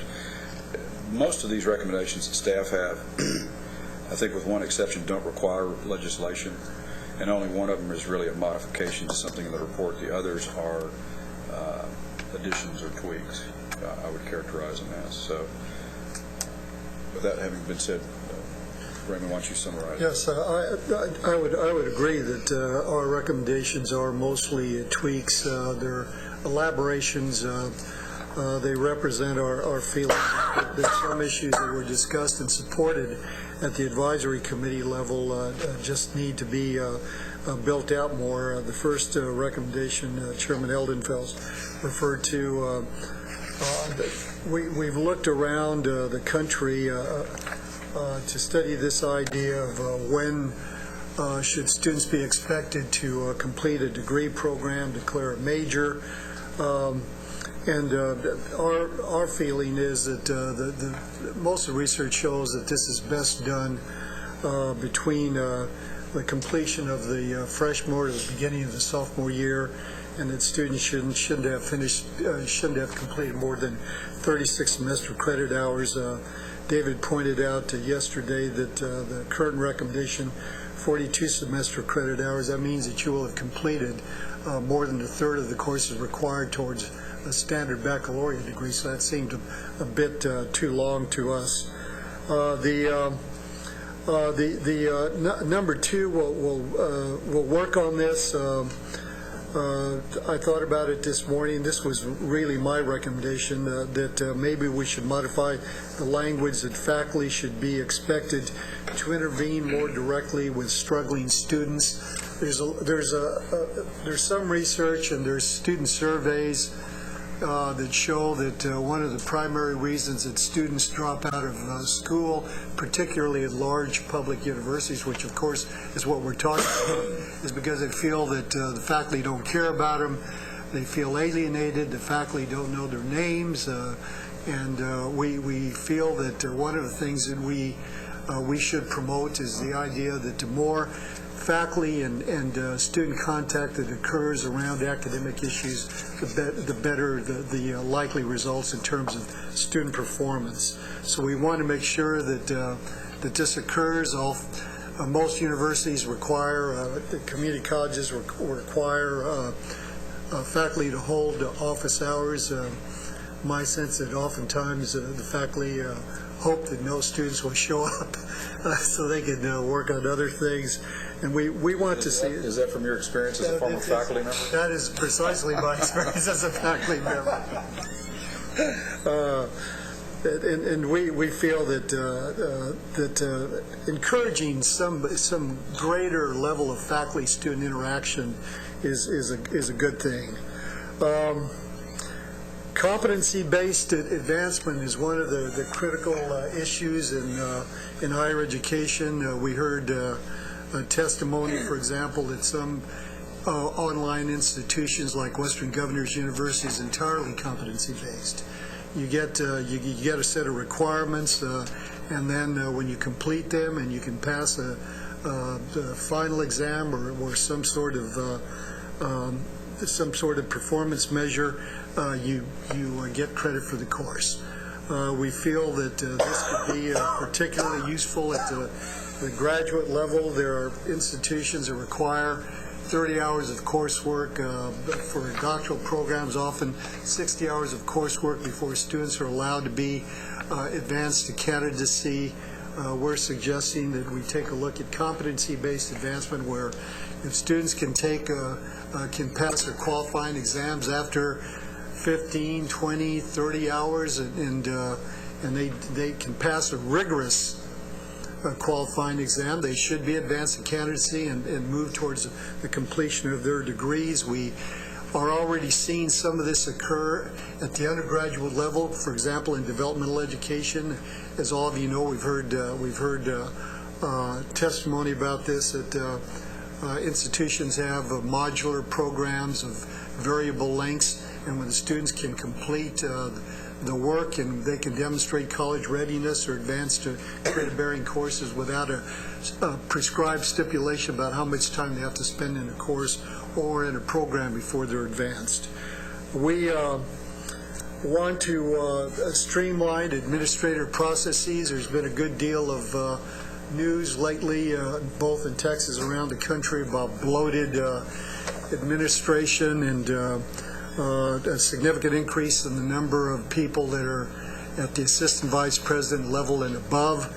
And there's been some good work that has been done around the country on this issue that show how institutions can streamline their administrations with significant cost efficiencies. We cite the Bain & Company's diagnostic report on achieving operational excellence at the University of California at Berkeley, which offered some very specific recommendations and standards regarding administrative appointments and how many people one should manage before you're considered for advancement to a higher level and so forth. We don't want to be prescriptive. We simply want institutions to take a look at these studies and make adjustments and changes on their campuses, in their systems as appropriate. This is embedded in the advisory committee report, but we heard some testimony, and we've seen some reports that suggest that probably the most cost-efficient measure that universities and community colleges could take would be to work more closely with the K-12 sector. So much of the cost in higher education is attributable to the discrepancy between notions of college readiness at the K-12 level and the level of institutions of higher education. We need to close that gap in rigor, expectations, and actual standards for college readiness. So to the extent that we can encourage community colleges and universities to work closely with their feeder K-12 districts, that could lead to significant cost efficiency. Obviously, universities focusing on training teachers effectively would down the road reduce the cost of higher education because students would be better prepared to do rigorous work. Those are the recommendations about which I can speak with some degree of fluency. I'll turn it over to Arturo, or is it Arturo? Where's Arturo? There he is. To talk about recommendation 6. Thank you, Commissioner. The recommendation 6 comes from, again, some national studies that we have examined or we have come across that talks about the state making an early commitment to students. The earlier, the better. That promises them financial aid if they study hard, stay out of trouble, graduate with certain requirements, and that there is a great incentive in doing that. So we feel that it would be advantageous to look at such a model. And there are many models across the nation that have proven to be successful. And so that's the genesis of that recommendation. Recommendation number 7, as a brief background, this comes from actually one of the committee members, Dr. Mike McKinney, Chancellor McKinney, who mentioned that the impact on waivers at A&M and at the A&M system institutions was quite dramatic. In FY09, they reported that A&M had waivers of approximately $33 million and approximately $56 million system-wide. Our figures show statewide for FY09 for all institutions that amount of waivers of waived tuition and fees for non-resident students is about $233 million. And so no doubt that there is an impact. Unfortunately, it's not as clear as simply saying, well, let's take those waivers and reallocate them to Texas grant or institutional aid or whatever, because we're not talking about resources here. We're talking about foregone resources, income that the institutions have waived to out-of-state residents. But given the complexity, and if you find that recommendation may be a little broad, it is intentional because it is complex. There are certain things that perhaps can be looked at, and so that's why we termed it in such a manner. So that's the recommendation or the background for recommendation 7. Arturo, that's a good summation. Let me just add that each of these last 2 recommendations actually both came from the committee. The early promise or commitment program was an idea that came from one of our first couple meetings. That there was a sense that there was likely no way that the state could afford that in the short run, and probably not enough time to do the cost-benefit analysis the right way for this coming session anyway.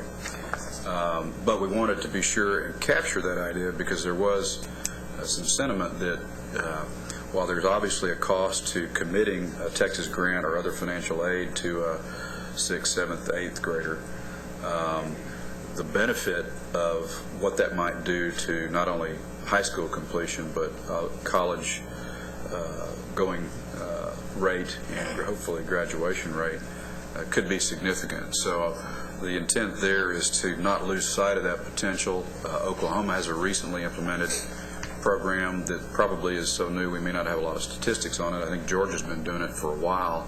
So there are, as Arturo said, other states that we can look at and see, get some good benchmarks to do our own cost-benefit analysis. And then this last issue regarding the tuition and fee waivers, it was such a significant number for A&M and the A&M system, and then it sounds like statewide that we just feel like it bears further study, but neither the advisory committee nor staff has had the time or the statistics to weigh what that cost-benefit trade-off is. And so there's no real presumed conclusion here, but just identifying that at different points of leadership there's a desire to look at it and make sure it's providing value. Great. Roberto, Richard, would you guys like to come up and make any sort of statement before we talk about intended changes or incorporation of new topics?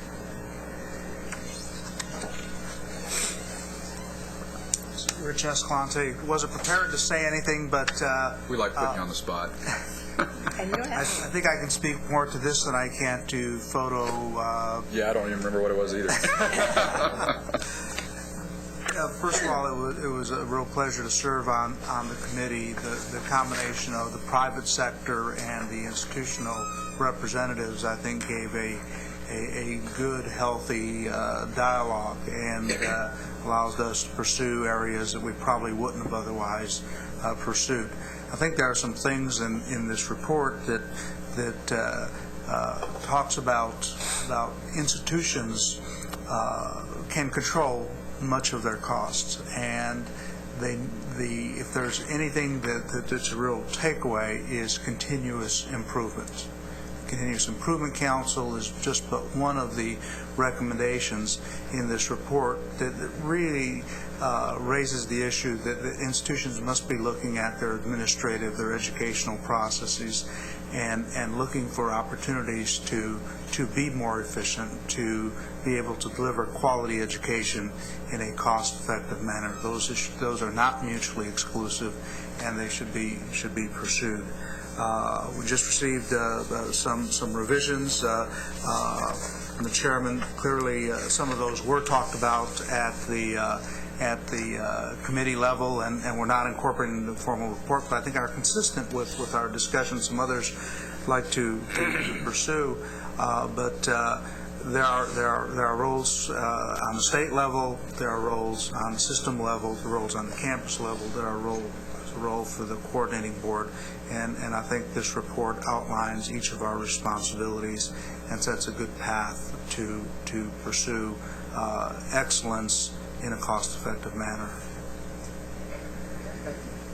Well, I feel like that commercial that's out right now where the young man is sitting outside with his girlfriend, and she asks him, what do you think of me? And he struggles to say anything, and then she asks him, she says, well, you're my soulmate, and he goes, ditto. So, I thought you were going to give us a Bud Light commercial. No, not in these hallowed halls, not at all. The experience of serving the committee was exemplary as far as I'm concerned. I think the commissioner and the staff put together some experts that brought a lot of light into the room. I think in this state or any state, you get too provincial sometimes and think you know it all and have all the ideas, but we had ideas from all over the country, and so I thought that was very important. The commitment of the committee members to really look at issues, I think, was also outstanding. Everybody took it very seriously. They brought forth ideas. Some were unconventional, some were mainstream, but still, nonetheless, there were ideas that added a lot to the discussion. I do think, as Richard thinks, that the continuous improvement process is a very important process for this board to consider. If you don't look at that aspect, or if it diminishes after this committee's business, I think the state will not be well served. I think that process is very vital. Even if it's on a two-year basis, bring everybody back and review things, I think that's very important. The recommendations, you're going to have some pros and cons, but that's just part of the business. I can tell you from the community college standpoint, I was very impressed with the support that we received from other professionals in the general academics and the understanding from the business people that were involved. I do want to tell you that the chairman and the commissioner have been very receptive to being more responsive to community colleges and what we're going through in terms of trying to meet the goals for the state. And so there's been a lot of benefits here. But again, just to reinforce what I said and what Richard said earlier, continuous improvement should be a culture of change that we need to embrace. Thank you. Thank you. Mr. Chair, can I add one more comment, just so you know what happens to reports like this, or at least with this report. Our chancellor has been following this process, and he told us at our last vice chancellor's meeting that he would like us to go through the recommendations to see what we can learn from that and what we can apply within our own system. So it has already created some conversation and has begun a process of dialogue. So thought pass that on to you. And I'd like to add something too. As Fred said, we have not been sitting there static, and a lot of the ideas that came out were based on experiences that had been underway in our systems, for example. By the mere specter of the budget cuts that are coming up, we've had to be efficient anyway, and we've had to really take internal looks at our organizations, and so that also is going to give us a head start in terms of meeting some of the recommendations in this committee report. I just want to commend these two. I knew they would be good extemporaneous speakers because they were very active in the advisory committee, and we had 20 very busy people serving on that advisory committee, but we averaged attendance probably of about 16 out of 20 at every meeting, and I think these two gentlemen literally made every meeting. It was a pretty rich dialogue. I would say in addition to their well-made points, there were two other takeaways. One, there was a real effort to try to balance between where we needed policy to create a new benchmark and where we didn't need to micromanage our institutions. And there was good pushback. Nobody was shy on this committee. There was good pushback about, even from the private sector, about what constituted micromanaging and prescribing to the institutions versus setting performance benchmarks, and where the institutions could strive for those either on their own or with general guidance from policy. And the other thing I think is a big takeaway is this is about cost efficiencies, not just for us as taxpayers, but also for the tuition payers, the students and their parents. And so that is just as important of an aspect of cost efficiency as the state budget. Any questions, comments? Thanks for all the work. It's great work, Fred. I think we looked at this during our recent retreat. Just two things I think I brought them up last time. I hope we really keep focused is, we mentioned in here number 3 is the competency-based advancement. I just think efficiencies are, I think where we're going is very pertinent, but I think something I keep harping on is learning outcomes, and nothing's mentioned in here about learning outcomes, and I personally think that's a mistake. I think we should have something in here that talks about an effort that needs to be made and how we measure learning outcomes outside of competency-based assessments. Because we need the efficiencies, we need to make sure we're maintaining the quality out of especially the undergraduate side. At least I didn't see that in the report. I think I mentioned it last time we met. I'd really love to. It may be too late to do that, but I just think that's a really important point. That's probably my biggest point in here. The other thing would just be to make sure when we start talking about creating an online university that we're really looking at private sector opportunities out there, because I think if we're talking about efficiencies, we need to look, are there other private sector organizations that are collaborating with institutions of higher education today that are providing more online delivery. So and I sure think about creating a whole nother structure if we could combine forces would be very critical. But probably learning outcomes is probably the most pertinent comment I'd say coming out of here. Those are two great comments, because one, I gave a pretty, what for me is a pretty quick overview of the report. The recommendation of creating sort of an independent, online-only institution, not from scratch, not something we run, but rather something that takes the best practices and existing resources that are out there already and figure out how to deliver those with an initial focus on associate degrees. That is one of the key recommendations, and I think that's a good comment that there are existing programs, both public and private, out there that we can look at what is the best, most efficient practice for Texas. The other comment with about learning outcomes, there's a lot of discussion about that. And in your mind, is that measured? Is that something that you would define as being measured like end of course exams at the institutional level, or are you talking about workforce satisfaction metrics, or both? I think it's both. I think it's and how we line those up. And I think a lot of it goes back. Fred, the conversation you and I had with TSTC, it kind of talked about that whole issue that 6 months, 12 months out, how do you look back and see the quality of the graduate that came out? Are they meeting those workforce needs? Because they know what they have the basic competency skills, hopefully, and that's what I think the end of course. I don't know if it's the end of course exam, and the commissioner can speak to this. I know that UT's tried the what's the program for learning CLA, if I remember right. But I just think we've talked about that for so long. I think for 5 years I've been on here, that I don't know how we get to the point where we get it recognized as a priority on a statewide basis. I just think it's critically important we elevate it. So I think it is twofold. I think it's one, measuring those, do they develop the basic competency skills of higher education, but then secondly, I'd love to see us a year, 2 years out, how do we track that back as to when they're in the workforce, where they really adequately prepared? Mr. Ryder, it occurs to me as you speak that some of the basis for this can be provided through that same transfer project that we're doing with the Lumina Foundation, and that we're identifying learning outcomes for each course at the lower division level, plus the tuning process in which our programs are getting together with industry to identify what types of skills are needed when they program of that type, say whether it's mechanical engineering or marketing, that could be the basis for developing something.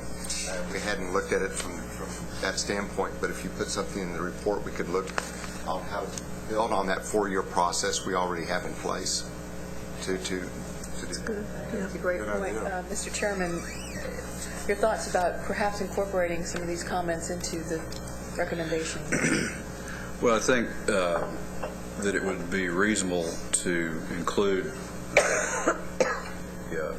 reviewing the research and further developing further recommendations on learning outcomes into our long-term action. The intent is we really focused on what can we do quickly, short run in the coming session, or institutions can do tomorrow, or we can do tomorrow, so that this wouldn't be one of those sit on the shelf and gather dust reports. But on the other hand, there are some pretty clear and fairly broad scope recommendations here on trying to really study and recommend some further structural changes to our operational financing and our capital financing of institutions. And I think that learning outcomes and how those are aligned, potentially aligned with funding, is something we could take on as part of the recommended reports to be produced by 2013 and ahead of or prior to the next session.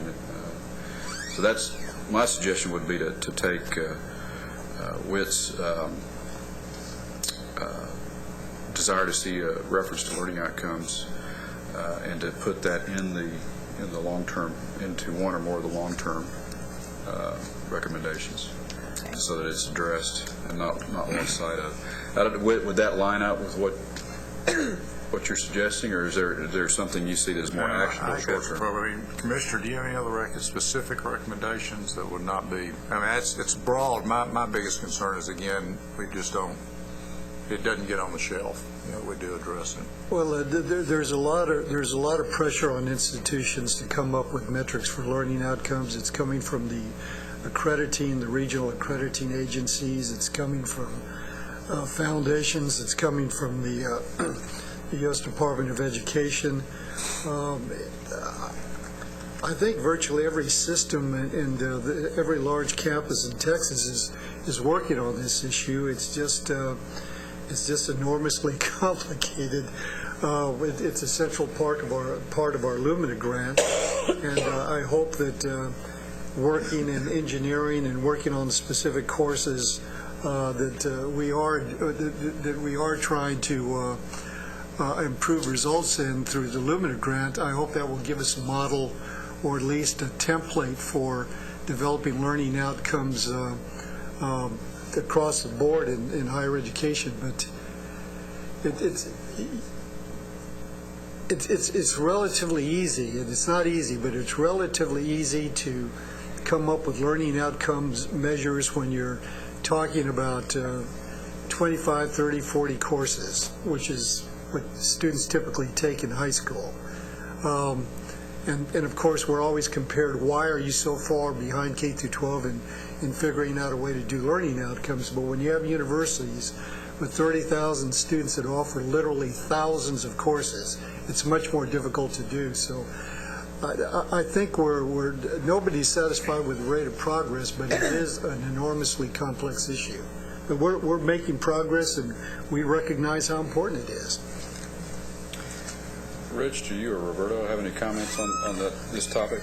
I think the assessment that we're underway with this is correct. In the Alamo colleges, we're a system of 5 colleges. The first step we took was we did a core curriculum. We did not have a core curriculum, so we took all our courses, we looked at them, and made sure they were aligned between the colleges and that we were on the same page. Next year, or this year, we're undertaking learning outcomes for each one of those courses. So we're going down that road now. In terms of the committee work that we did, there was a concept that I think has a lot of promise, but it's also, as the commissioner said, very difficult to do, and that's course redesign.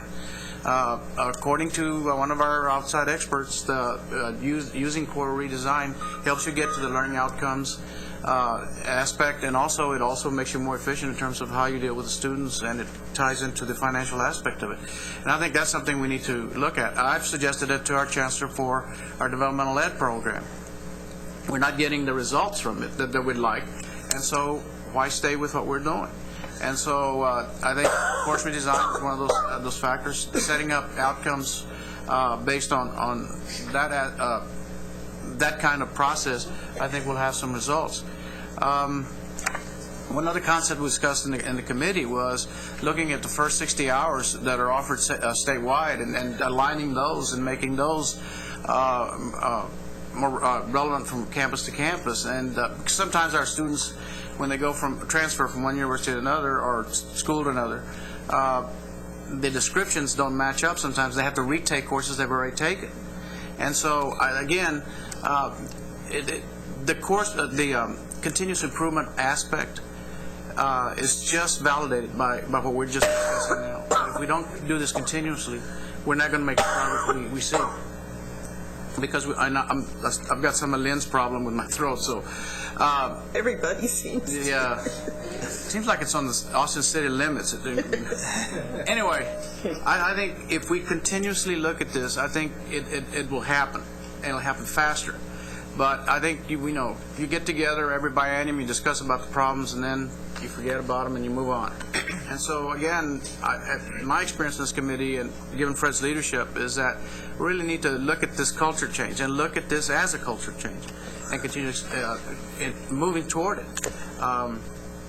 So yes, we're doing some things. We're not there yet, but it is difficult though. I mean, just the core developing the core curriculum was a massive endeavor. It took us 2 years at our college system. So I can just imagine at the university level and some of the multi-campus level systems that we have. I think that would be very, very difficult. Richard, did you have any? There are clearly other people on the committee that are better qualified to address this issue than I am. But there was discussion by the committee about the outcomes and the competencies of people who are graduating in certain fields. I believe there was some discussion about engineering, that in some cases some firms were only hiring people with master's degrees in engineering because the people with baccalaureate degrees did not have the background that was necessary in today's environment.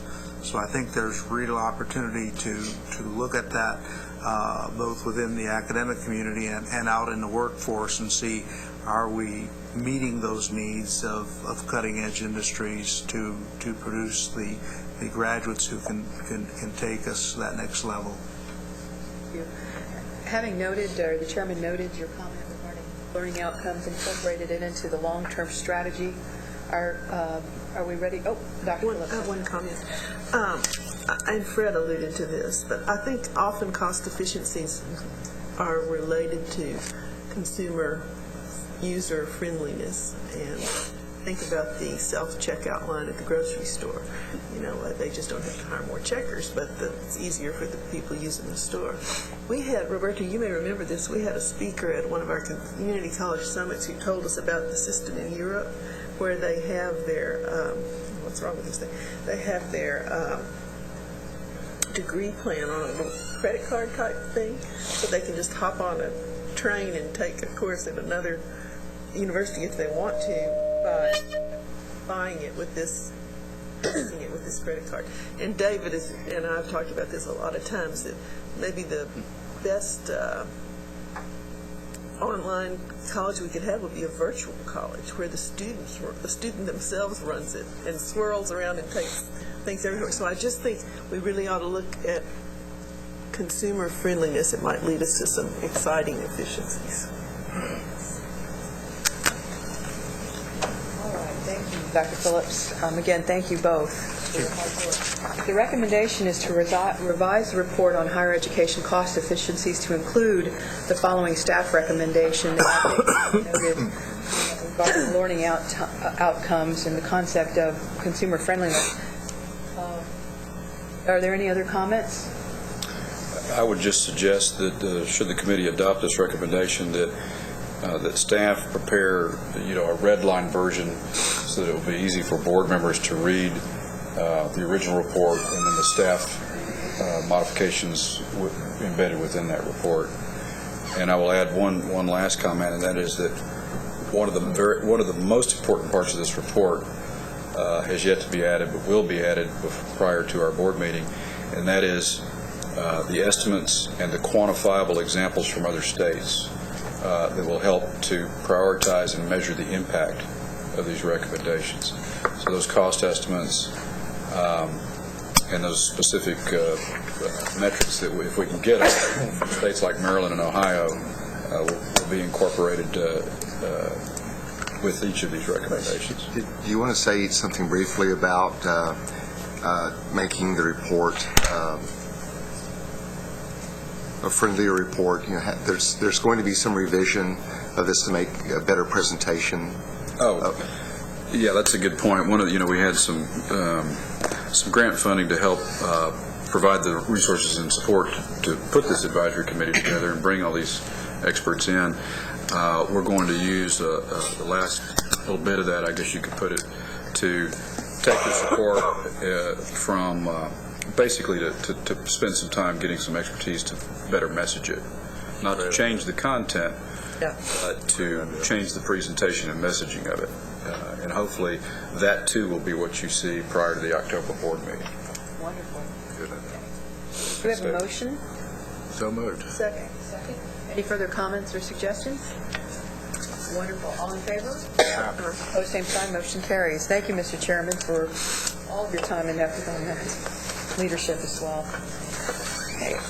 Agenda item 4W. recommendation to the committee relating to the coordinating board's priority for the 87th Texas legislative session. Dominic will have the presentation. Good afternoon. Dominic Chavez, Office of External Relations. You have a packet coming around to you. In the interest of time, and well, really two reasons, we're going to be asking this committee to defer any action on this item until the full board meets in October, and really for two reasons. One, I know you're on a very tight time schedule, so we want to be sensitive to that. But two, and most important, is there's a lot of moving parts as part of our legislative agenda. For example, some of the changes that were made in the cost efficiencies report that was just adopted, or its first iteration, we need to integrate those into these final recommendations so that when we come to the board, there will be perfect alignment between some of the recommendations that are coming from other areas and our legislative agenda. And secondly, there's just to give you a sense of some of our big initiatives, there's a lot of information and data that's being collected and it's coming to a head that's really going to help inform many of our major policy initiatives, particularly, for example, our Texas grant recommendations. You're going to hear a little later about the Rider 60 study, an update, I believe, Susan, if I'm not mistaken, that will have an update on the Rider 60, which is, we're starting to see the leading edge of that data, and some of the, what that Rider was trying to do is identify some indicators of success, academic indicators of success in higher education. And so that's really going to help refine and, more importantly, help us provide a foundation of support for some of the recommendations that we're going to be considering for Texas grant. There's also a lot of national information. ACT just released a report, I think last week, that outlined some of their success indicators that they found through their research, and it's in very close alignment with some of the things we're discussing in terms of the priority model that you've heard about. So with that being said, what we're going to recommend you have in front of you is the presentation we intended to provide today for you to review. There's also the next iteration of the staff recommendations that I think you also saw at the board retreat 2 weeks ago. And so we will bring this back fully developed at the October board meeting, and we'll have all the other moving parts aligned with it when we do so. So with that, I'm happy to answer any questions. Okay, sounds like we need a motion to postpone consideration to the board meeting. Yes. So moved. Thank you. Second? Okay. Second. Are there any questions or comments for Dominique? Dominique? Good luck. Dominic? There's pretty much not a lot of changes from what we looked at in the retreat. No, sir, not from the retreat, but there will be based on some of the items that you have been discussing, correct? Is it, well, or just to reverse the question, is there anything in this handout that you want to highlight that either has been changed or added since the retreat? No, sir. Okay, that's right. There's been a motion in this section to postpone. May I have all in favor say aye? Aye. Opposed, same sign. Motion carries. Thank you. These guys have been doing a ton of work. Oh my God. With legislative staff, Linda and Dominic, thank you all for your work. Great. Well, agenda item I is lunch, but why don't we, if it's okay, keep going? We don't have to have a motion to postpone, do we? Okay. The rest of the items on, from this point are actually non-action items. So in the interest of time, because I know both our members here are going to have to leave soon, we'll go as quickly as we can. Due to schedule conflicts, agenda item 4C has been moved to the December committee meeting. The University of Texas System will present the health-related institution future campus plan in December. Item number G is an update on the Committee on Statistical Analysis and Predictor of College Success, the Rider 60, that Dominic just referred to. Susan?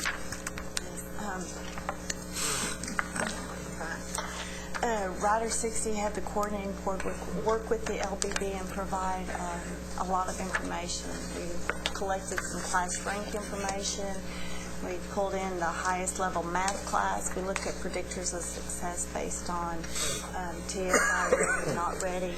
Preliminary results. The LBB has had somebody working here on our database so that they have access to all of the individual student data in a de-identified form. Bill. so they're working on that. The preliminary findings are very encouraging, and as far as what they've looked at so far is that, having students that come in are TSI ready makes a huge difference. I don't think that's going to be a big surprise to anybody else. When the LBB looked at some of the financial aid packages where they're looking at Texas grants specifically, he looked at all financial aid recipients and not just those with an EFC under 4,000. So there are a few things that he is going back and modifying to make it actually match our priority model a little bit better. What we're hoping to do is move forward with the LBB with a common recommendation on the priority model. And so we've been working in collaboration with the LBB staffer who is doing the work here, pointing out some things in his logic that might not make as much sense as we would like them to, like looking at the 4,000 EFC and under, because that's really who we're focusing on with our priority model, that sort of thing. He is in the process of going back and reworking some of his stuff to incorporate that at our suggestion. So I think we're moving forward at a very good pace on that one. We've only seen a preliminary, and like I said, we did find some differences in opinion about how things should be run and what type of regression analysis that he's doing. And Don's going to start rolling his eyes at me. Just the collinearity of how he's overlapping and counting things multiple times. And so we're pulling that out, and he's been willing to go back and rerun some of his stuff with the help of one of my staffers to be able to work through that and make it make a little bit more sense. So hopefully we'll be able to go forward with a common recommendation. Okay. And that's what we're hoping on. Are there any questions for Susan at this point? Okay. Not an action item, so we'll move on to agenda item 4O, report on the Norm Hackerman Advanced Research Program Merit Review. Madam Chair, this is actually just an informational item for you all. The merit review was very positive. It was conducted by 3 individuals with outstanding backgrounds. Dr. Silverman's group has done a great job of working to get this put together. And I'd like to thank Dr. Robert Curl, the chairman of ACOR, and his fellow members of ACOR for the work that they've done on this project over the last several years. They did make a few recommendations, including doubling the size of the program when the economic recovery takes place. When is that? They didn't give it a specific date. And did they make any recommendations on that? No. And there were some other recommendations, but in interest of time, I'll leave it there. And this is just an informational item, no action required. Okay. Any questions or comments? Okay. Thank you. Thank you to all of ACOR for their hard work and dedication to this. Agenda item 4Q is the update on committee relating to the Interim Select Committee on Technology Research. Thank you very much. We are actually working to get this, the recommendations from this Interim Select Committee put together in final form so that it can be considered at the October board meeting. Basically, this is to look at a searchable electronic database, search engine or collection of data to allow us to look at specialized research areas and be able to target groups of individual researchers to respond to RFPs and the like from corporations and federal governments when we know there's a pool of money out there that is the state we could develop if we knew where all of our research capacity was. And so Dr. Silverman's group is working on this one as well, and we will be bringing it to the October board meeting. Would you characterize this as a research SWAT team? I wouldn't. That's why we have to bring outside messaging in. This group is actually a fantastic group without a lot of outside expertise in data management, and so they have been incredibly helpful in terms of being able to provide that. If that's what SWAT team means, then yes, sir, it is. So they have been very helpful to the other folks from the institutions. I think this could produce some really good results. Yes, sir. Should be interesting to see. Are there any other questions or comments? Thank you, McGregor. Agenda item 4R, the update from the committee related to the report on the 2010 Research Assessment Program. And again, this is an informational item here that will go to the board. We are working to do the analysis. This is an effort that we have to work with the LBB to identify 4 programs that receive special item funding from the legislature. And then we establish site review teams that go in and evaluate the individual programs and determine the value and the contribution that they're making. And we should have the final report to you in October as well. Any questions or comments? Agenda item 4T, discussion the status of the United States Department of Education list of creditors. And this was an item that Chair Phillips asked it to be included in looking at the manner in which our current accreditors are recognized and possible ways that we might look at increasing the number of accreditors that have been approved in the state for various reasons. When Chapter 7 was originally revised in 2006, the coordinating board provided the opportunity for additional accreditors beyond the 6 regional accreditors to be recognized in the state. And the purpose for that was to allow institutions who were operating or would like to operate in Texas who had already been accredited by one of the national accreditors recognized by the Department of Education to count that accreditation for purposes of receiving a certificate of authorization to operate in Texas and to offer degrees and certificates in Texas. And so when the board approved that in 2006, they gave the coordinating board said that they would recognize additional national accreditors. Since that time, we have approved, sorry, I'm trying to think, 7 of the accreditors, 7 regional accreditors, or no, sorry, 8 total accreditors from that, sorry, it is 7. 5 national accreditors, 2 professional and specialized accreditors, and then 2 faith-based national accreditors, so a total of 9, which are able to then accredit individual for-profit or non-profit institutions to operate in Texas under a certificate of authorization.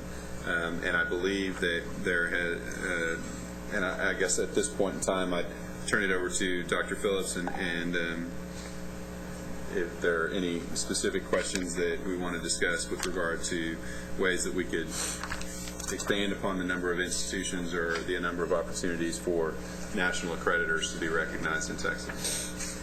I just thought we ought to begin the discussion about this as we have such a proliferation of for-profit education nationwide. And when I first chaired the committee of McGregor's department, I was just amazed at what a tiny little staff there was doing all of this work up there. It's just amazing. So I think as we ought to look at streamlining that process, because we spend an awful lot of time, or we used to spend even more time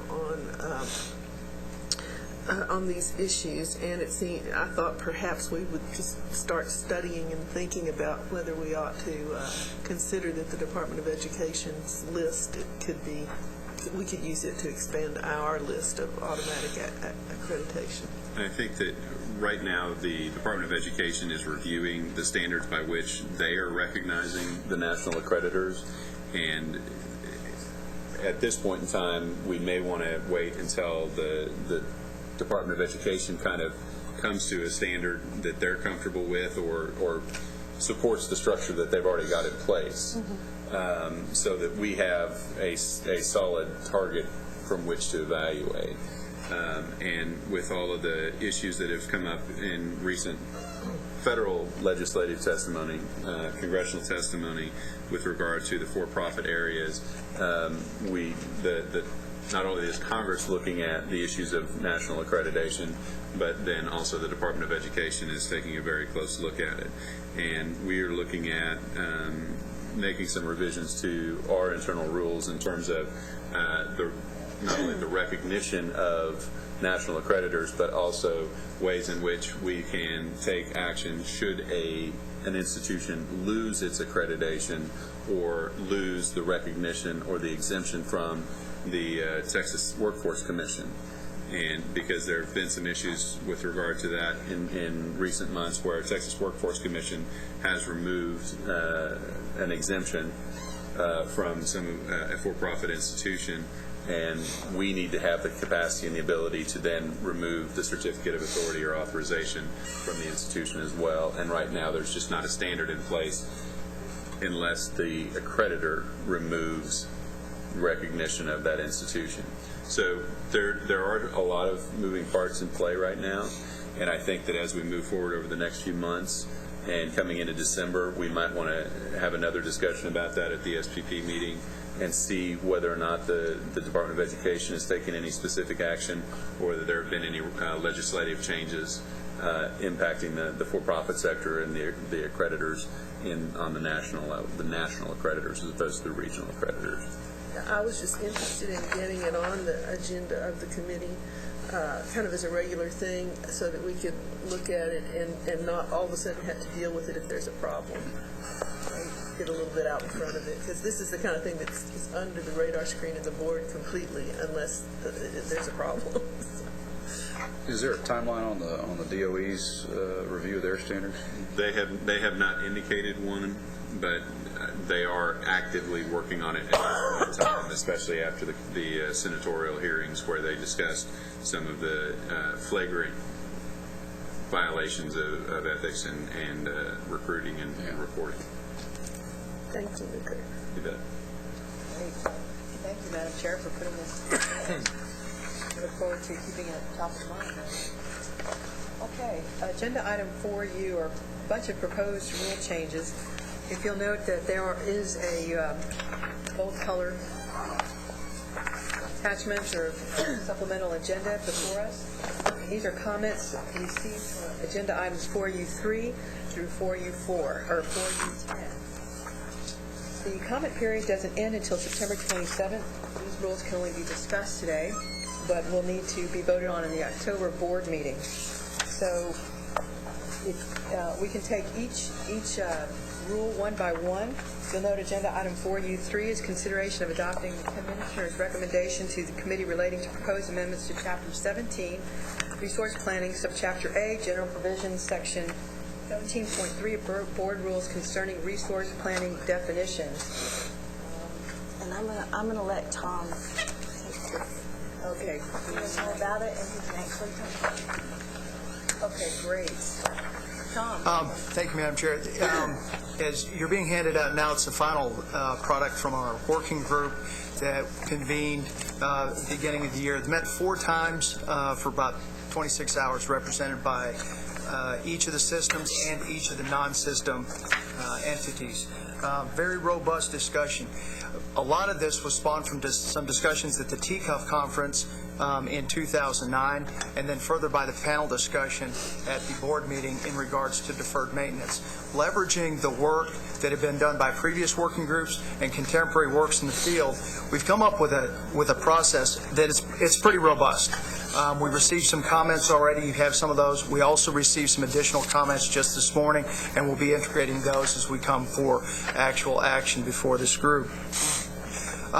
There were several things we went forward with. One of the concerns that we heard from the institutions was we make all these changes. Well, are we just creating a hammer to beat ourselves with? And of course I paraphrase, but I think the terms were actually much more descriptive than that. But all that being the case, the institutions were really the linchpin on this, and the input and their advice and counsel and going forward. And again, in the work group package, all that. Currently we look at a replacement value for just the E&G space. However, non-E&G deferred maintenance is reported. Non-E&G critical deferred maintenance is reported. And those numbers are compared to just the E&G replacement value. The current calculation goes to the room level. And when you do that, yields some unrealistic and, in some cases, absolutely bizarre values. Now, it gets washed in the aggregate on the data, but when you start to look down, it really gets crazy. So we've made some changes to that, and those appear, and I don't want to go into too much detail at this time, but we actually changed the replacement value calculation. We only looked at deferred maintenance previously in terms of projects that were over $10,000. And quite often, a project is, for good reason, disaggregated down towards a series of different projects. It might be at $6,000, but on the aggregate it could be $600,000. So we took away the project and made the operational basis not the project but each building, and so you can track that. Bottom line is the average age of buildings in the state of Texas, higher institutions of higher education, is over 30 years old. And we're asked the question quite often, what are the capital needs in the state of Texas? We were asked it not long ago. And the answer we have to give is, well, here's what we need for new construction. And because the data that we get right now in the current MP2, which is the deferred maintenance report, is insufficient to really answer the question. Further, there's not a real good link between the MP2 and the MP4, which is the expenditures report. This takes both of those reports and collapses them into a more robust single report.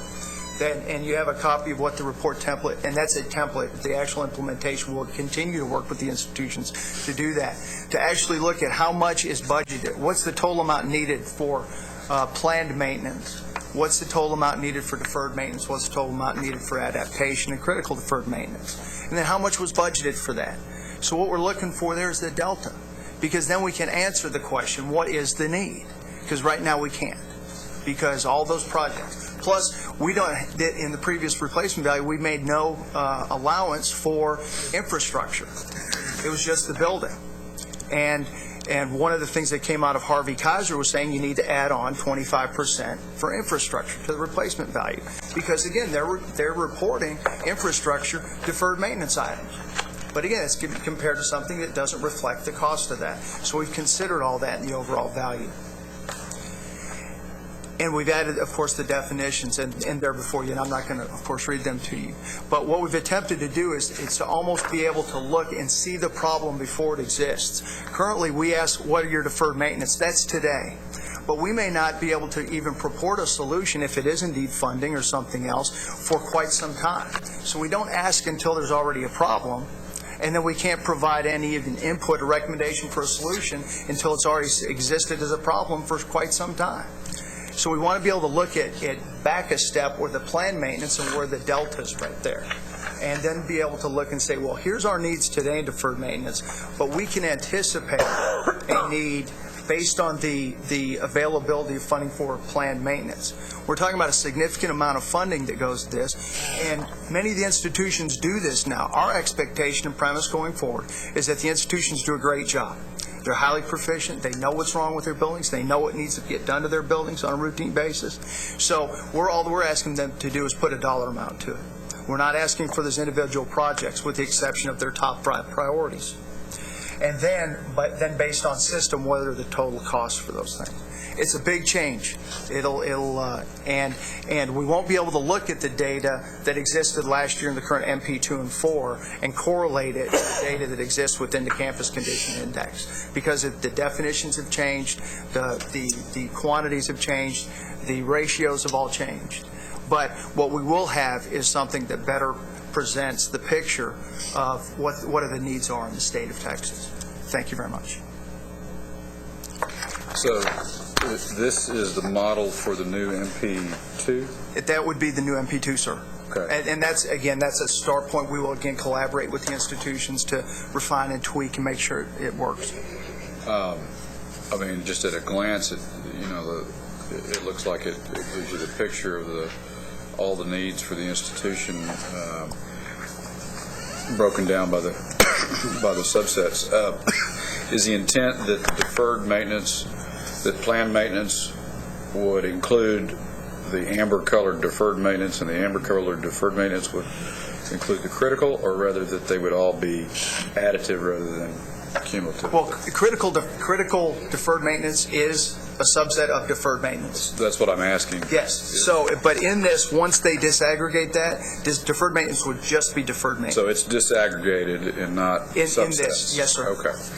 I'm concerned that the first comment right off the bat is that, part of our goal was to simplify the MP2 and I think eliminate another report. Which report were we eliminating? The MP4 would be eliminated. MP4 would be, and yet the first comment out of the chutes is this makes it more complicated, not simplified. Well, and many of these fields, as far as the buildings, would be pre-populated for them. And I'm not sure exactly how institutions are capturing their maintenance at this point. I think that at some point you would have to look at it at a building by building and what the needs are. And that's what we're asking for. The work group concurred with that. And going forward, that the operational measure is the building. Quite often we hear that well, it's cheaper to tear this building down, or not quite often, but we do hear, well, in order to get this up to grade, it's easier to raise it, it's cheaper. Well, and so sometimes it's a good idea not to put a whole lot of money into that building, and there's a point for them to provide explanatory comments to that.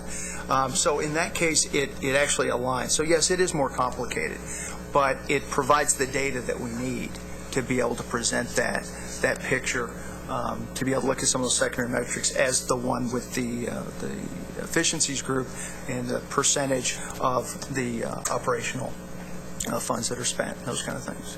So yes, it is more complex. So we're simplifying in that we are requiring only one report, but the one report we're requiring is more complex than what they're used to. Yes, that would be a correct statement, sir. But is it, I hope it's less than the complication of the work of the two predecessor reports. It may be greater than the current MP2, but... And I would say, to be quite honest, it will be somewhat more complex. And I don't know if that's a matter of the change part being complex or whether they're fundamentally complex. I think, like anything, initially, there's going to be a transaction cost to it, to either get the systems up or whatever. But once that's done... Yeah. And that's another thing I meant to ask, is that complexity in the launching of this, and once it's launched and everything's populated data-wise, will it continue to be complex, or will it be a relatively easy reporting system thereafter? We anticipate that, like any other change, the turbulence is in the rough parts on the front end. The turbulence kind of trickles out a little bit, and we think that's the case here. That once the change is made, it becomes routinized. And it's like the report is now. At some point, I think the MP2, when it was started, the discussions probably were very similar to this. Well, one of the things we hear from institutions, and I'm not just picking on our process for this purpose, is that whether it's us, whether it's the legislature, they're continually being given new things to report, but nobody goes back and looks at all the dozens and hundreds of things that have accumulated over the years. And so it's one of our guiding philosophies, and one of the things that I'm going to challenge our ongoing Continuous Improvement Council to do is look at where we can streamline and eliminate these regulatory reporting requirements. I mean, we need this data, and this is good work, but just in general, when we create a new layer of requirement, let's see if we can't kill as much as we create, if not more so.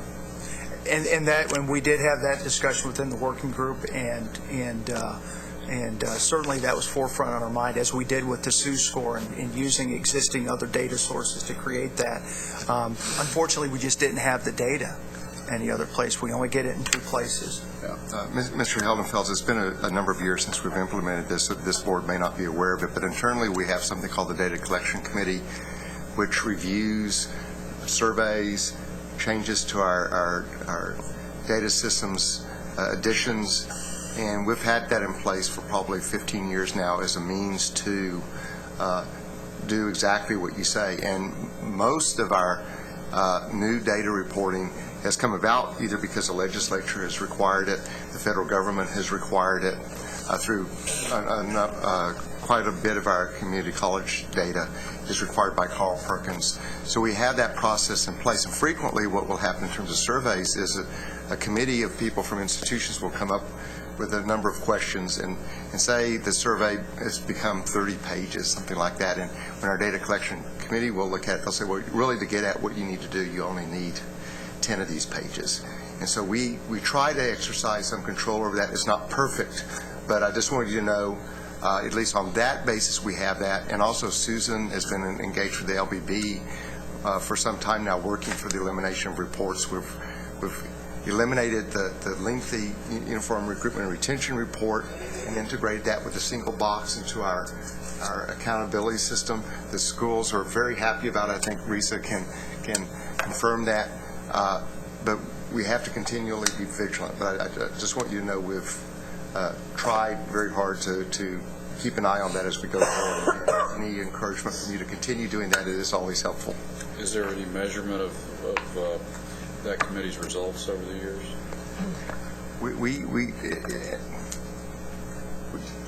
We have a record of everything that goes before the committee and what has happened with it. So we haven't accumulated something to say we've eliminated 20,000 questions over the years, but that might be something we ought to do. When a report is eliminated, it doesn't have to come to the committee to quit asking those questions. So as we eliminate a report, and I know there's recommendations to eliminate, we've got 6 or 7 that we're asking. And I don't want to belabor this because it's not, it's pertinent to so many things, not just obviously this rule change, but just to get a sense, admittedly this is anecdotal, that despite the good intentions of this committee and our philosophy, the institutions, the net increase in burden is still increasing. And we agree. We've actually been working with Risa, and we have another meeting set up next week. October 20th. To meet with them, to work with some of the reports that they are getting. A lot of the reporting that has been increasing doesn't necessarily come to us. So what we have offered to do is that if they have another state agency that they're having to report to, and it's information that we already have, that we will be glad to report it for them. That way they know it's in a consistent manner and that sort of thing. I think our role should be to identify the duplication and to keep in front of our state and federal legislators the burdens they create. And that's one of the things that we're working with them to identify what reports we have the information for that we could just report to them. A current example of something that has been done is actually with the for-profits, Dr. Phillips, is where they identified for McGregor and his staff that there were 2 elements that we're not collecting from them. And if we were to collect those 2 elements, would we then report that data to the Texas Workforce Commission so they wouldn't have to do it? And so we are now going to, I believe it's next fall, is that right, McGregor? Collect those 2 additional elements and then send the same data over to the Workforce Commission, so to relieve that burden. Single statewide report? Yes. Essentially, we're reporting. Institution that the Workforce Commission did not have an electronic system for the institutions to report their information, so they were having to handwrite it all out, which they weren't too happy with that. No, I'm not. So they would much rather supply us with the additional information, and then we'll print it out and send it. Well, that's a good example, and I can't imagine that the Workforce Commission doesn't see it as a win-win, since they get everything at once in a single report. I believe so. It's a win-win for everyone, and fortunately the institutions brought that up to us. We wouldn't have known that, and so part of what you're saying is we need to have a mechanism to identify those on our own without the institutions having. Putting my soapbox back under the Cost efficiencies continue to pop up. So, very good. And if I could, we will continue to work with the institutions. I mean, this is a start point, and if we can streamline this, make it easier, pre-populate it where available, we will certainly do that. And the other point is there's been, in terms of the definitions for planned maintenance, ongoing maintenance, facilities adaptation, critical deferred, and deferred. There are many different definitions. When you get out into the APA, which is American Physical Plant Association, they've got some very high-resolution definitions. And what we wrestled with in that is that it's not just the facilities professionals that are going to be looking at these things. So we have to kind of make it in a mutually understandable format, and to keep the definition such that a wider constituency can read it and understand it. We believe we've got there with this, so we understand that there are different ways of looking at it. And a lot of what the institutions will face, as we're hearing back now, is simply translating the data from, this might be definition X here, well, it's Y when it comes out in this report. And again, we believe that that's a front-end transaction cost one time, and then it will just become routinized over time. Thank you. Again, just emphasizing the comments were received on agenda item 4U, 3 through 10. If there, that I necessarily have to read every rule, but are there any questions about 3 through 10 other than what was discussed? They were just for informational purposes at this point. We'll be going to the board in October. Okay. Agenda item 4U11 was on the consent calendar, which brings us to motion to adjourn. Anybody? So moved. Unless you want to talk more about rules. Uh-oh. If you're going to have lunch, we should recess and come back out of that. Can we get that on our legislative agenda to change that? Actually, that's part of a legislative agenda by a number of municipalities this time around. Changes to the Open Meetings Act. Well, let's make sure it includes that. Okay, so, again, Motion to recess, and then we'll come back out. we're not going to have a quorum. Yeah, I was just going to say, Mr. Law, But you're we are going to eat. If there's no quorum, then we can adjourn right now. Okay, motion to adjourn. So moved. Second, okay, all in favor, aye, adjourn. They're gone. Sometimes you just got to be practical. short meeting with somebody.